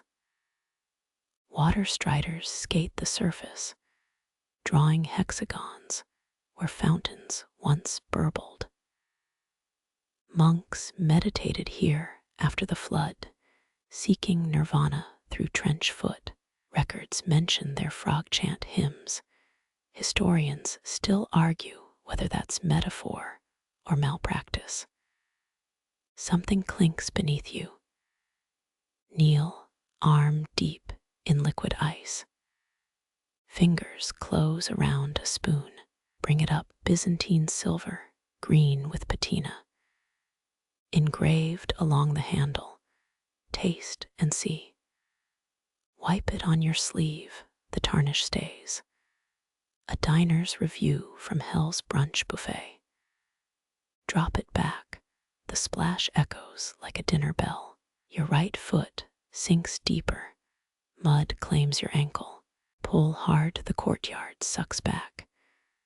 5 centuries of compacted silt demanding custody. Yank free, a wet pop echoes.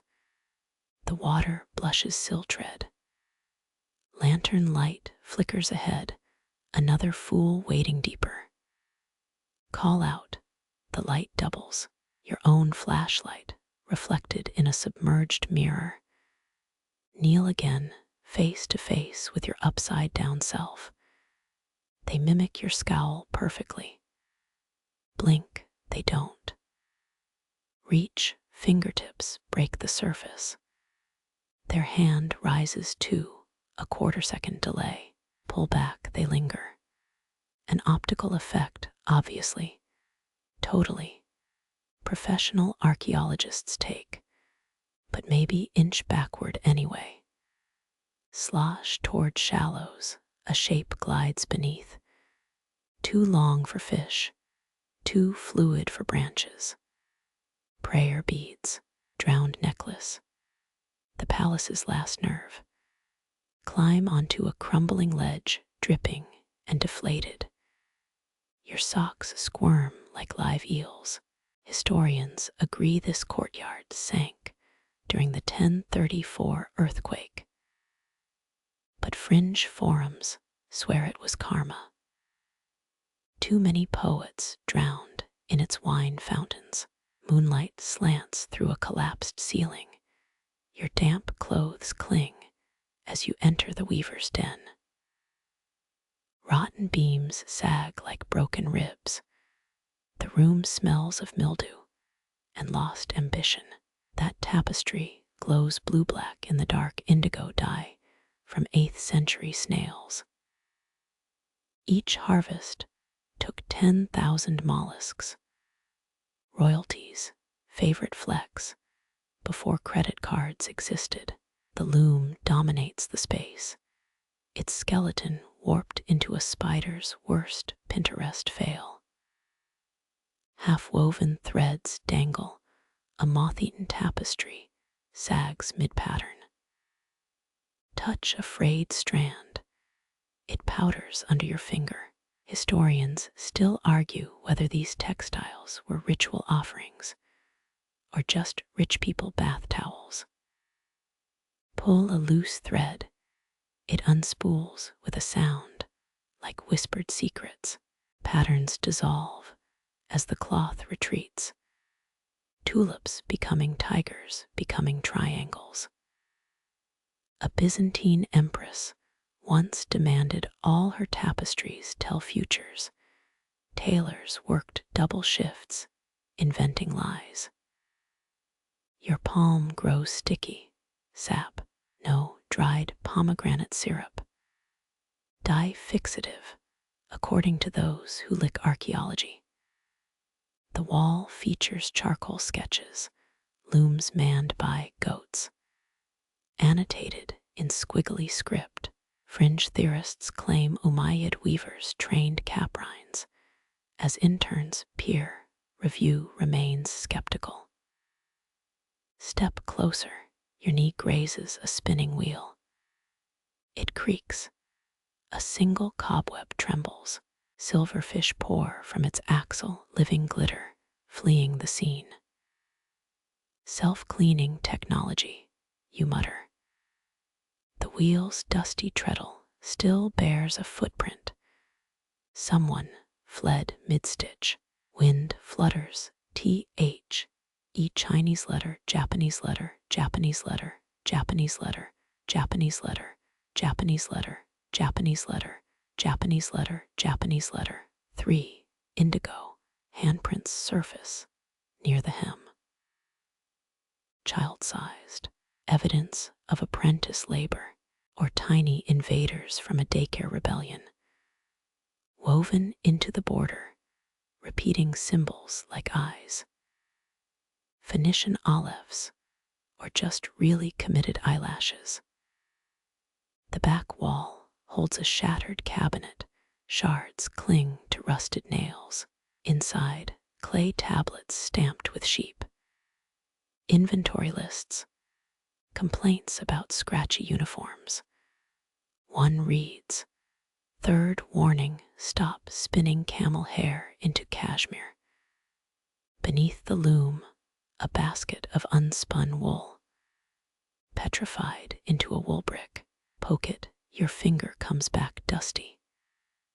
Golden era textiles traded as far as Norway. Imagine Vikings rocking Umayyad bathrobes. A rusted pair of shears juts from the wall, thrown in anger or bad interior design.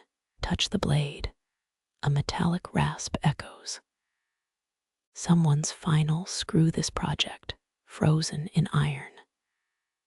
Sunrise seeps through cracks. The indigo tapestry fades to sewer gray. Historians agree the dye caused hallucinations. But was that the feature or the bug? That loose thread you pulled now spans the floor, a snarled timeline leading nowhere. Your pocket vibrates, the Byzantine spoon from yesterday's puddle. Place it on the loom's bench. It balances upright. The fading tapestry ripples. A shadow figure raises its own utensil. Back away slowly. The doorframe crumbles as you exit. One last copper needle clatters to your feet. Souvenir or trap, either way, it's going in your wallet. Moonlight guides you to a recessed alcove. Its velvet drapes, long since surrendered to moth armies. What remains hangs in tattered surrender, fabric nibbled into lace by scholarly silverfish. A cushion slumps against the wall, once plum purple, now the color of tired wine stains. Its embroidered peacocks lack eyes and dignity, threadbare tails dragging across moth-eaten silk. Lie back, goose down puffs escape like like scholarly ghosts. One feather drifts, it might, tickled Alfarabi's nose during an ill-fated siesta. Your elbow sinks into lumpy filling, crushed lavender, and something suspiciously scale-like. 8th century study aids mixed relaxation herbs with ground lizard bones, allegedly sharpened focus. Modern reenactors report mostly rashes and regret.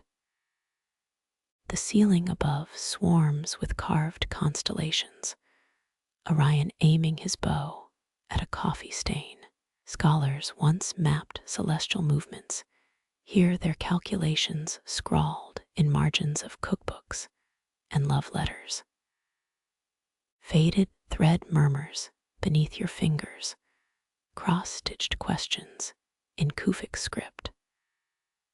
What if scorpions wrote poetry? Can silence be plagiarized? A 2014 dig found similar phrases scrawled on a Damascus tavern wall. Drunk philosophers ordering kebabs. The script wavers where mildew feasts on silk words dissolving into Rorschach blots. A scroll tube protrudes from the cushion's seam, its brass cap green with envy. Inside, a recipe for ink requiring moondew and rooster combs. Directions specify collecting both during Saturn's hour. Astrology meets stationery. Blow gently, dust erupts in a cinnamon-smelling sneeze. Your eyes water, some secrets sting worse than pepper. 3 indents mar the plaster wall behind you, perfect headrest grooves, worn by generations of thinkers. Archaeologists traced mineral deposits in these walls. Brain sweat crystallized over centuries. Laughter bubbles up, your skull aligns with Ibn Sina's migraine spot. The groove fits like a helmet if helmets came pre-stained with existential dread. Wind flips a parchment scrap onto your lap, a shopping list. No chess moves, merged with grocery items. Q4, capture night, buy figs, castle kingside. Remind wife about Ibn Tufil's lecture. Historians still argue whether medieval scholars multitasked or just had attention disorders. Another scrap surfaces. Discuss fates with Zuriab after loot lesson. Bring apricots to bribe guards. Priorities never change. A beetle scuttles across Suratu. 163 stitched into the cushion, its legs ticking like a tiny timekeeper. Track its path. It twins the constellation etched above. Your breath slows. The stars blur into a celestial chalkboard. Equations hover in the air, Ptolemy's epicycles smudging into cartoon elephants. Blink, they're gone. Something pokes your thigh, a palm-sized wax tablet wedged between cushions. Warm it with your hand. The surface reveals half-erased diagrams. A geometry proof. A map to the nearest bathhouse. Both, if the margins lie. Press harder, hidden layers emerge. Stick figures duel with compasses. A donkey wears a philosopher's hat. Annotated. Thursday symposium notes. Apologies for stains. Shadows pool where the cushion sags deepest. A depression shaped like existential despair. Press your palm there. The velvet pulses faintly. 800 years of unanswered questions leave dents. Even time can't buff out. The fabric whispers, algebraic proofs tangled with nursery rhymes, nonsense equations, or genius coded in limericks. Dawn's first light licks a mosaic underfoot, tesserae, forming a spiral of diminishing whys. Each loop smaller, each question devouring its own tail. Stand too long here, and you'll forget which came first, the inquiry or the itch. Your toes trace the spiral's end, a single tile marked with an ink blot. Rorschach's medieval cousin, or a scholar's breakfast mishap. Your stolen copper needle glints in the new sun, planted upright in the cushion. Watch the shadow hand stretch toward a wall etching. Knowledge weighs more than marble. The needle trembles, then bends westward toward Cordoba. Or breakfast. Either way, your stomach votes with a growl. Academic pursuits can't compete with fresh bread. Rise slowly, the pillow sighs as you depart. Grains of desiccated lavender cling to your sleeve, tiny prisoners escaping academia. Across the courtyard, a gardener trims non-existent roses, shears, snickering at horticultural futility. Your shoes crunch gravel toward the next unanswered question, each step kicking up dust that once fueled revolutions. Somewhere beneath the cushion, a forgotten treatise yellows in darkness, its thesis debated by termites. Ant armies quote it verbatim in pheromone epistles. One day, archaeologists will misinterpret their trails as avant-garde calligraphy. For now, the stars blink out, the alcove exhales. Another seeker stumbles toward dawn's caffeine-starved clarity. Your shadow stretches toward a spiraling tower, its honeycombed walls pocked with 1,000 empty nests. Dawn turns each hollow into a clay eye, unblinking pupils tracking your approach.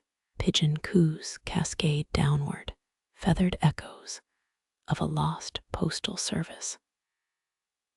Carriers once raced from Baghdad to Cordoba here, wings shearing through sandstorms, with tax reports trussed to their ankles.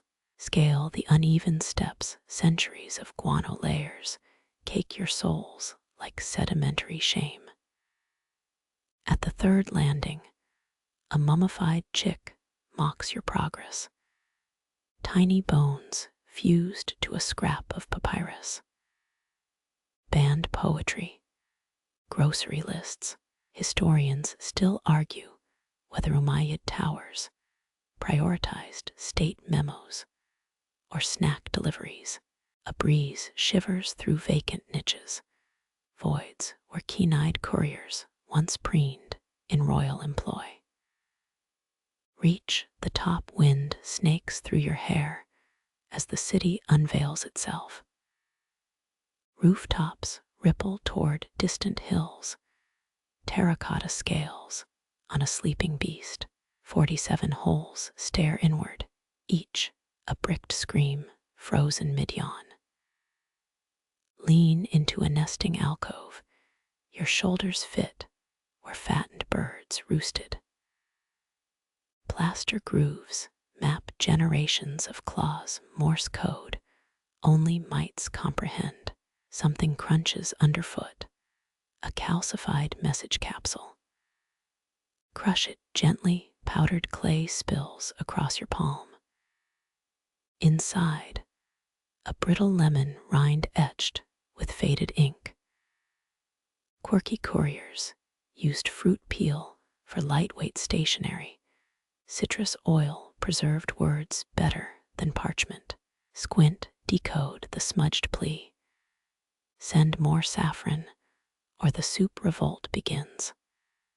Priorities preserved in produce. Sunlight ignites the eastern face. Shadows stripe the tower like a prison uniform. Count the stripes, 32 for the caliph's age, when pigeons carried his divorce decree. Or was it a grocery list? Debate rages. Academics bicker over cargo, manifests versus epic verse. You pocket the lemon fragment. Let them duel over breakfast. A surviving nest clings to the leeward side, twigs and hair woven with a brass key. Disturb it, and 3 feathers spiral downward, drifting like failed comma marks.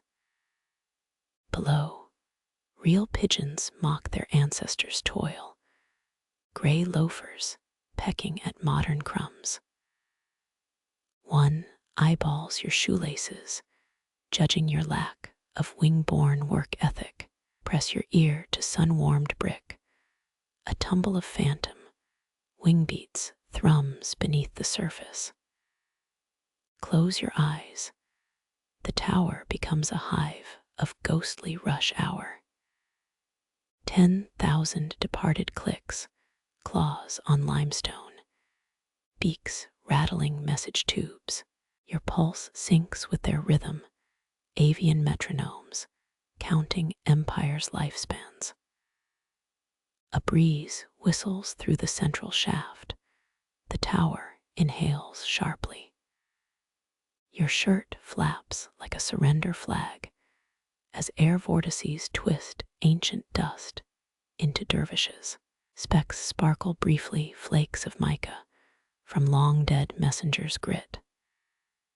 Cough discreetly. Histories, particulate matter tastes like chicken feathers and hubris. Westward view. A distant aqueduct's corpse snakes across the valley. Picture a pigeon-dodging Roman arches mid-flight, living dart through skeleton architecture. Scoop a palmful of pebbles, toss one into the tower's throat. 5 seconds pass before a faint clack reports from the depths. Grin, your modern message needs no wings. Shadows shrink as noon approaches. The tower's countless eyes squint against the glare. Descend clockwise. Each step erases 3 centuries from your shoes. At ground level, sunlight bleaches the guano crust into something resembling dignity. Brush off your knees. Chalky evidence of avian industry dusts the weeds. A living pigeon lands nearby, tilted head, assessing the ruin. It struts through a nebula of its ancestors' ghosts. Tiny feet crunching calcified accolades. You mirror its cocked head, mutual confusion, bridging species and millennia. The bird defecates apologetically on a carved tile, perhaps an editorial on human nostalgia. Retreating footsteps stir no echoes here. The earth swallows sound like stolen memos. Glimpse backward. The tower's perforated silhouette bleeds daylight onto your path. Each hollow glows. Parchment burn holes in the morning's page. Your pocketed lemon rind itches with unread urgency. 7 centuries too late for the soup rebellion. Your hand drifts from the citrus shard to a trough of rust, fingers brushing cold iron teeth. 7 keys jut from corrosion like a metallic hedgehog. Each handle flared with forgotten heraldry. Scoop 1, its weight defies size. Ottoman locksmiths forged authority into black steel. The bowl creaks, whispering of 496 missing siblings. Only hostages of entropy remain prisoners in their own rusted kingdom. Twist twist the chosen key. A triangle stamped on its bow glints dully. Triangle meant grain silos under Suleiman's rule, or maybe honey vaults. Historians still argue whether these stamps denoted function, or the smith's doodles during slow afternoons wipe grime from the shaft, centuries of sweat, and rain layer into grunge strata. Your fingerprint bridges eras, greasing what a vizier's aide last touched in 1523. A living pigeon swoops overhead, its shadow flinches across the keys. One iron loop sways, chiming a note that pulls your gaze westward. Follow the ding towards a collapsed archway, its lintel plaque moss-blurred. Squint, decode the phrase, "Blessed be those who enter with the rest eaten by lichen." Let your mind auto-complete it, clean shoes, or a decent bribe. 16 remaining keys glower, accusing your selection. Lift another, its teeth mimic a jackal's maw.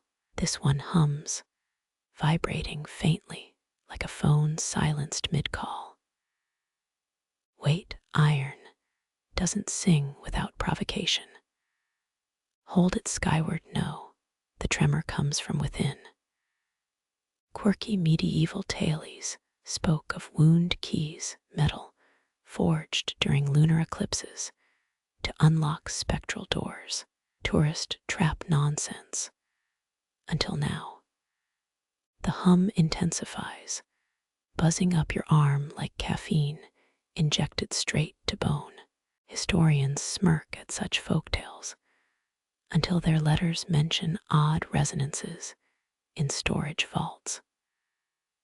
Walk toward the arch's corpse, each step sinking the key's pitch with your pulse. Crouch where hinges once screamed, press cold iron to crumbled stone. Nothing but a tingle lingers in your molars, memories of childhood dental drills. Shake your head, the vibration dies, leaving only dumb metal and disappointment. Pocket the jackal key anyway. Let scholars debate its placebo effect over late-night sherry.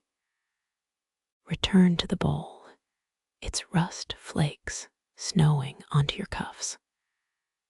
Select a slender, silverish specimen, Byzantine craftsmanship. All looping filigree and delusions of grandeur. Its bow curves like a question mark, demanding answers the ruins withhold. 7th century nobles reportedly buried these in walls, ward against lock-breathing demons. Effective if you ignore Constantinople's sackings. A crunching compulsion takes hold, tap the key against your temple. Once, twice, on the third, strike a flicker.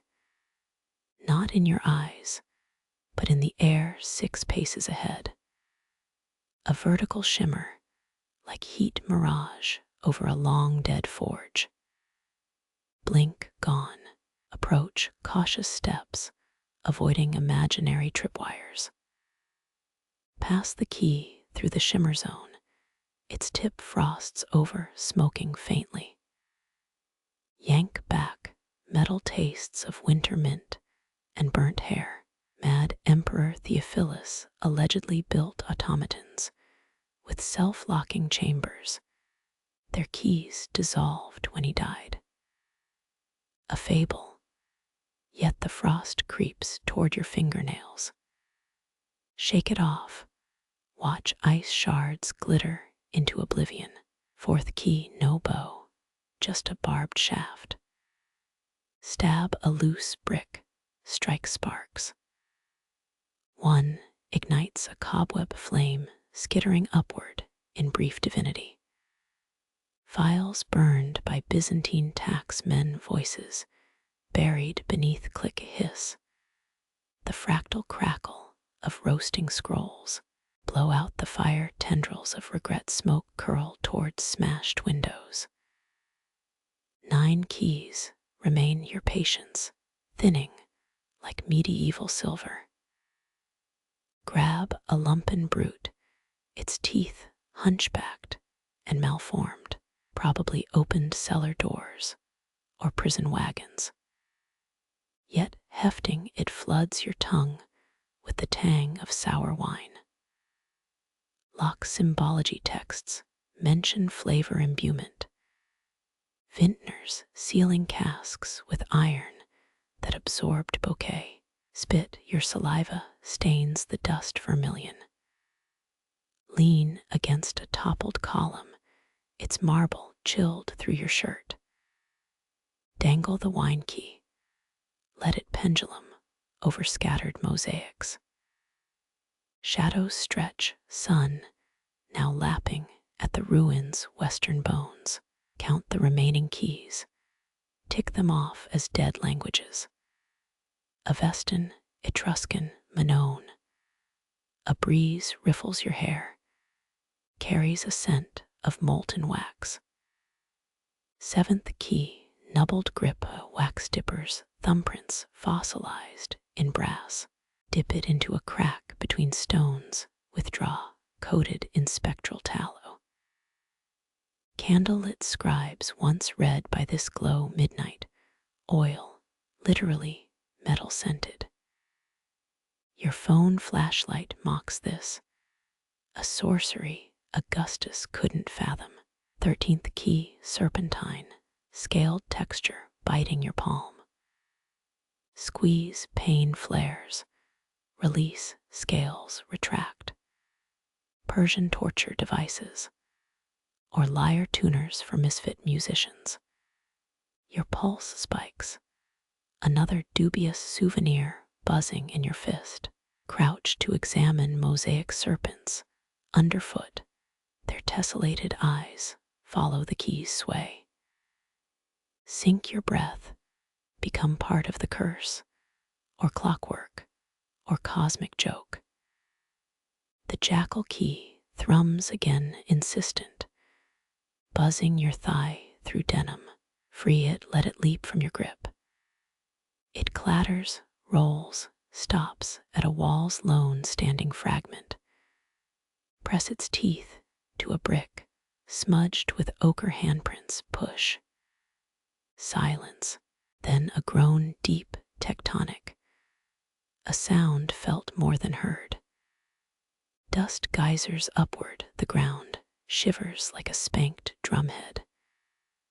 Stumble back, watch the wall's shadow warp, bulging unnaturally. A black line splits the air, vertical, hungry, edges wavering. The key vibrates, singing now an opera for one deranged atom. Reach, fingertips breach the black line, nodes of your bones humming in discord. Cold eats your hand, delicious, amputating numbness. Withdraw, frost rhymes your nail beds, melts into pearls of pus yellow liquid. Stare, medieval biohazard or divine ichor. Either way, wipe it on your jeans. The fissure snaps shut, key falling dormant. Regret tastes like iron, or maybe blood from a bitten cheek. Final key, smooth, unmarked, a blank sentinel. Squat, roll it between thumb and forefinger, warmth bleeding through the metal. Universal skeleton, key myth. A locksmith's holy grail, but every archive claims there's got melted down, betrayed, or misplaced during renovations. Toss it, watch it vanish into a thorn bush. Let future fools bleed for that particular fairy tale. Sunset ignites the bowl, rust, transmuting to molten copper.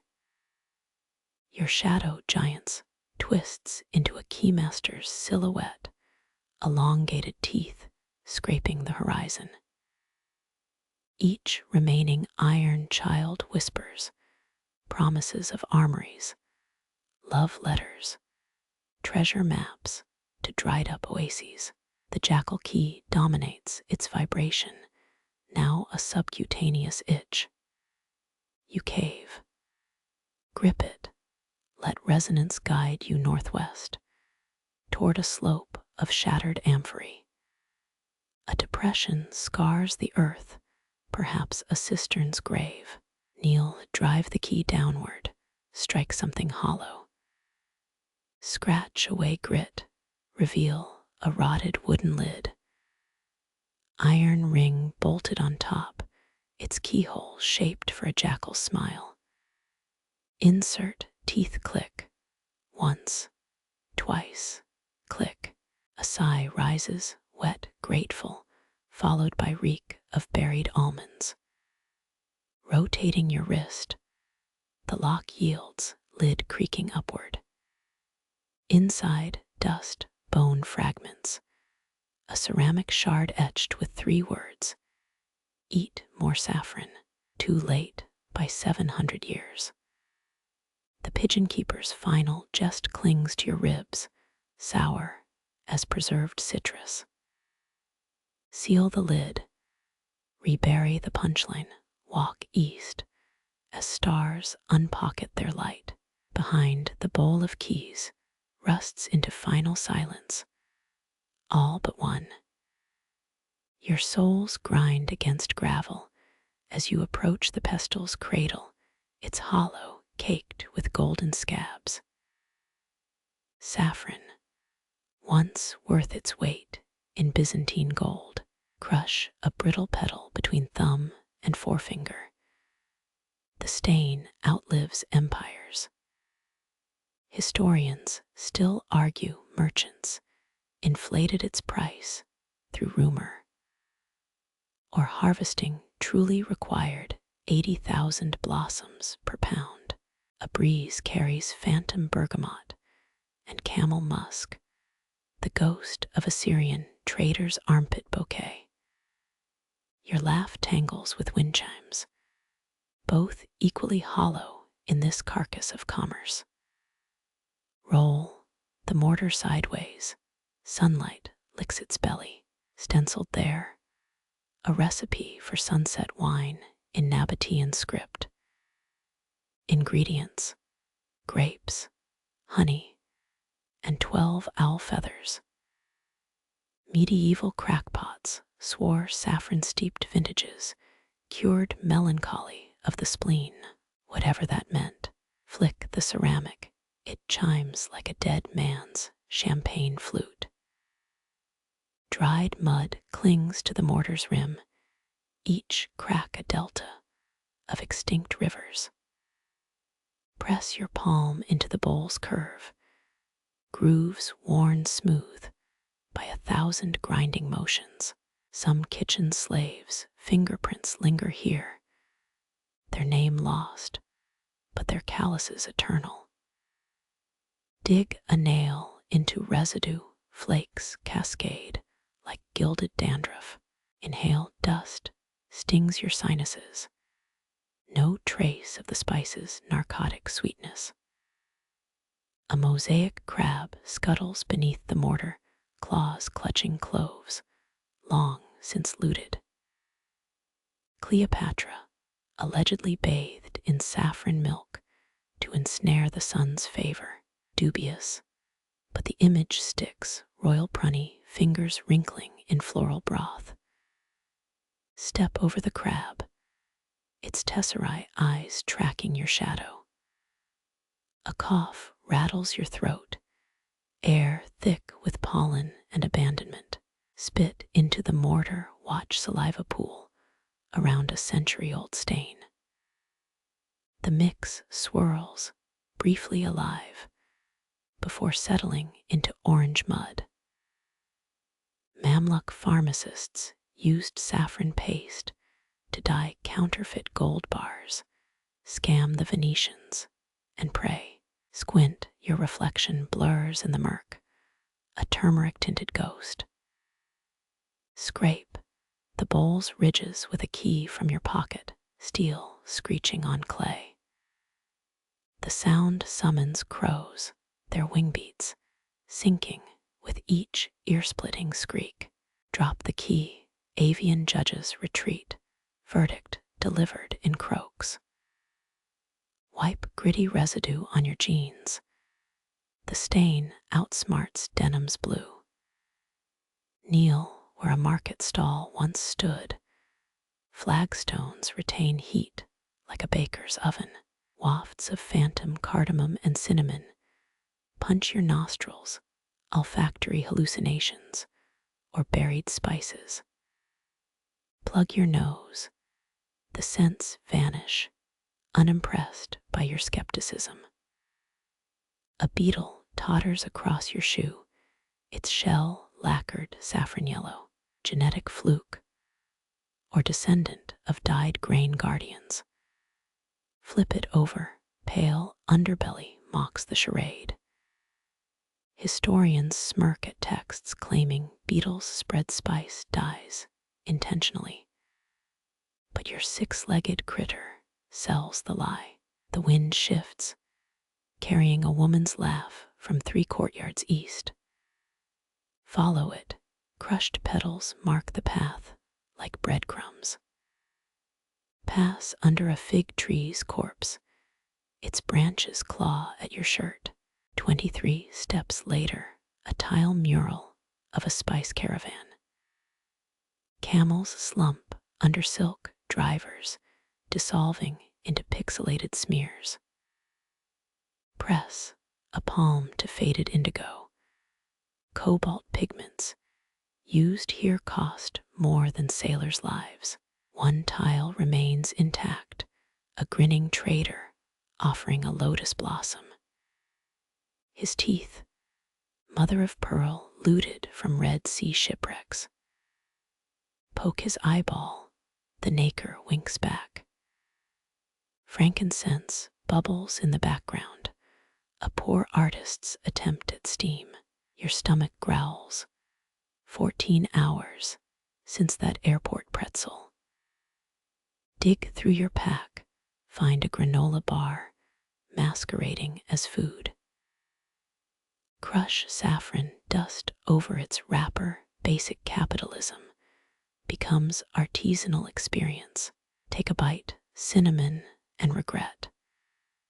The beetle eyes your feast, unblinking. Twilight bleeds across the mural indigo, fading to bruised purple. Trace the caravan's route with a stick, Aleppo to Gaza, Petra to Alexandria. Each city a corpse picked clean by vulture scholars. Stand, dust off your knees. The motion stirs a nest of fireflies. Their glow mirrors the mural's vanished lanterns. Bioluminescence, mocking human impermanence. The mortar waits where you left it, patient as a tortoise. Kick it gently. The bowl rocks, but doesn't break. 7 centuries of survival instincts baked into earthenware. Stomp harder. It tips, spills sediment across a mosaic scorpion. Apologize to the arthropod aristocracy. Their stinger aimed at your Achilles tendon. Squat to inspect the spill. Orange powder puddles into deltaic patterns. Drag a finger through, draw a stick figure caravan. Add a phoenix for flair, its wingspan exceeding artistic skill. The beetle critiques from your shoelace, antennae twitching in disdain. Dig a hole where the mortar stood burial for your granola wrapper. Soil resists, full of pottery shards and shattered ambitions. Concede defeat. Let the trash crown a nearby rock. Future archaeologists will puzzle over this ritual offering to the protein bar gods. Moonrise stains everything bone blue, even the saffron ghosts. Lick your fingertip, swipe the mortar's final golden fleck. Tongue numbs, bitterness spreads like a dropped inkwell. Spit your saliva, glows faintly under lunar scrutiny. Medieval poison, or the world's weakest superpower. Walk backward, erase your present step by step. The mortar shrinks to a comma, then a speck, then memory. Your shadow merges with the fig tree's skeleton, two voids shaking hands. Somewhere a key clicks in a lock nobody built. The arch frames the moon like a usurper's crown, crumbling sandstone etched with Kufic script. Enter as guest, depart as heir. It taunts, ironic, considering the ruins bankruptcy. Your shadow stretches toward the exit stretches, but won't commit. A breeze funnels through the gateway, carrying whispers of Damascus rosewater and bureaucratic scrolls. Umayyad architects designed these thresholds to intimidate doors as psychological warfare. You shuffle closer. Gravel crunches like old bones under sneakers. One step from freedom, your heel catches. Glance down, a tile fragment stabs your soul. Arabic numerals dance across its surface, faded auction bids from Fatimid pottery markets. Kick it aside, watch it skitter into the dark. Historians mutter about shadow archives, rumored chambers where the caliphs hoarded censored poetry. Your flashlight's dead, so you'll never know.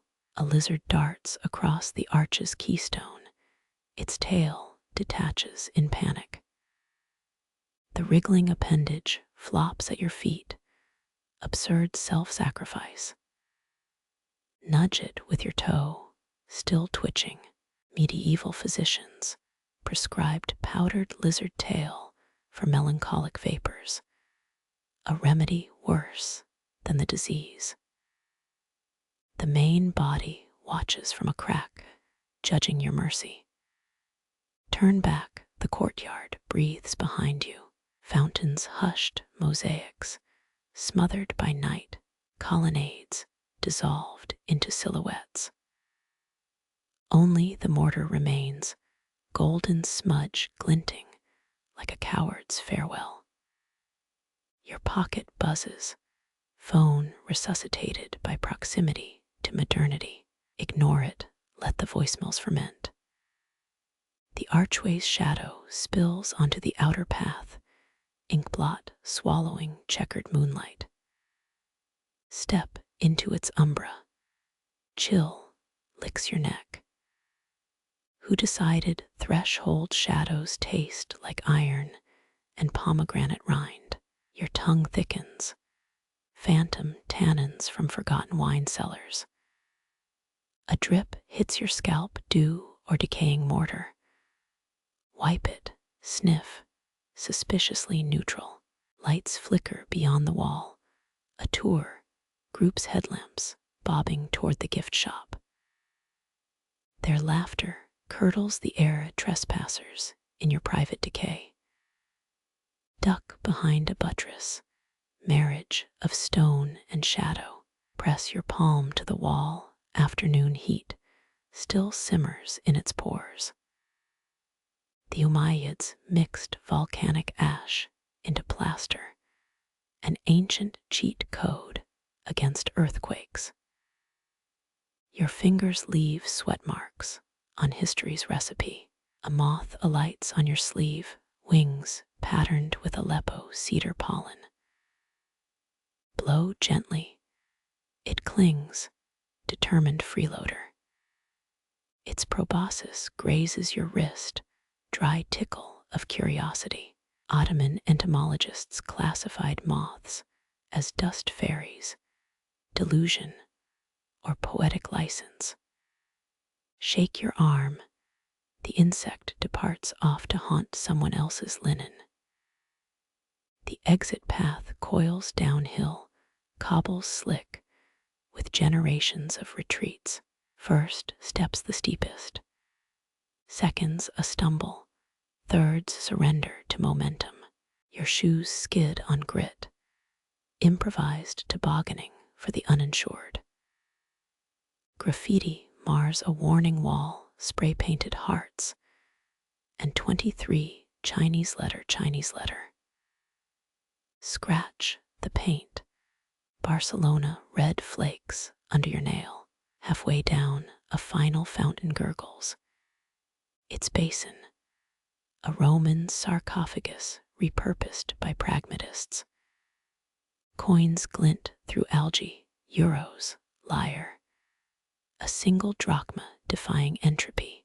Legend claims a Byzantine bride tossed her dowry here, 50 pounds of gold now atomized in pipe sludge. Tap, the water ripples distort your reflection into a Picasso sketch. Pluck, a coin metal bilayer of cultural schizo. Tails, Charlemagne's mangled face. Heads, unreadable. Catalan nationalists once smuggled protest coins into tourist sites, monetary middle fingers to Madrid. Flip it, catch tails. Not a sign, just probability's smirk. The fountain's song sharpens, plink, plink, plink. Irrigation or tinnitus. Cup your hands. D-R-I-N-K, Chinese letter. W-A-T-E-R, warm as blood. Your throat constricts. Ancestral warning against liquid ghosts. Swallow anyway. Let history's tap water hydrate your modern cells. 500 years ago, this sip would have been hepatitis roulette. Moonlight bleeds across the path. You're a specter now, no longer corporeal enough to cast shadows. Phone buzzes again, mother's ringtone shredding the seance. Decline, let it vibrate into voicemail purgatory. The arch shrinks above, a monocle framing Orion's belt. Pebbles skitter downhill, eager to escape your orbit. Follow past a sign warning. Este er ogradkoi ka enyeveka adete yeri in Cyrillic slapdash. A backhoe sleeps nearby, metal jaw pried open midyawn. Night guards chain smoke behind porta-cabins, their embers winking like hostile fireflies. They don't see you, or pretend not to. The main gate rises ahead, neon-lit ticket, booth, desecrating the vista. Your hand digs for the entrance stub, pulp relic, dissolving in sweat. The clerk's TV blares a soap opera, heroine slapping a mustachioed man. Drop the ticket scrap, let it bond with other discards. Turn back once. The courtyard's a charcoal smudge against indigo. Your breath fogs, last offering to the ruins. Archaeologists found 9th century nicotine residues here. Proof stress transcends eras. Inhale the modern equivalent, vape cloud mimicking a Basset fog. Keys jingle, security starts their rounds. Time to go, or become part of the trespassing exhibit. First streetlight hits like interrogator's lamp. You squint, night blind. A cab idles at the curb, driver chewing cumin seeds. Climb in, vinyl seat crackles with bad decisions. The engine groans, wheels churn dust through the rear window. The arch blurs into a stone comma. Historians still argue whether the Umayyads built exits to keep people in or the world out. Your jeans shed saffron flakes onto the seat, gilded dandruff of the ancients. City lights metastasize ahead. Phone buzzes, the mortar-feed courtyard already dissolving. The cab's headlights carve through jasmine-scented dark, backseat vibrating, with unsaid goodbyes. City smog replaces night-blooming hedges. Your lungs revolt against modernity's bargain. That courtyard, moss clings between treads like a stubborn secret. Crushed chlorophyll, releasing 6 centuries of photosynthesis. Archaeologists found similar spores in Charlemagne's sandals. Empires dissolve, lawns remain. You trace a tile shard in your pocket, jagged edge snagging denim. 5th century glue still gums, its underside egg whites and bull tendon paste, revolting, yet outlasted the caliphate that commissioned it. The driver hums a quarter-tone pop song, steering wheel drummed in dissonant rhythm. Your nape prickles phantom drafts from vanished archways. A traffic light bathes the cab in red, arterial glow on your saffron-dusted fingers. Medieval perfumers claimed the spice cured wandering womb syndrome, dubious gynecology, with a kick. Rub your thumb and forefinger, pigment clings like ancestral guilt. 16th century merchants smuggled saffron in coffin linings, death and decadence sharing stitchwork. High-rises eclipse the stars, Umayyad constellations rewritten by LED constellations. You roll down the window. Let exhaust fumes mix with memory's incense. That final fountain's whisper still lacquers your eardrums. Aqueous lullaby for the spiritually jet-lagged. A moth kamikaze dives into your collar, wing dust branding you property of ruin. The cab swerves past a 24-hour bakery, saccharine steam fogging the glass. Imagine dunking that Byzantine bride's coin in Turkish coffee, divining futures in grounds. Your stomach growls history, makes terrible breakfast. Tires crunch over a pothole. Your skull bounces against the headrest. The driver mutters an apology, or maybe a Fatimid curse. Hunched houses blur into a stone hive. Your apartment winks from the swarm. Keys jingle as you fumble them. Bronze teeth echoing those rusted bowl relics. Elevator doors gasp open, a mirrored coffin ascending through concrete strata. Press 5. The button clicks like a dried fig splitting. Home threshold crossed with shoes still sugared by desert sand. Peel off your socks.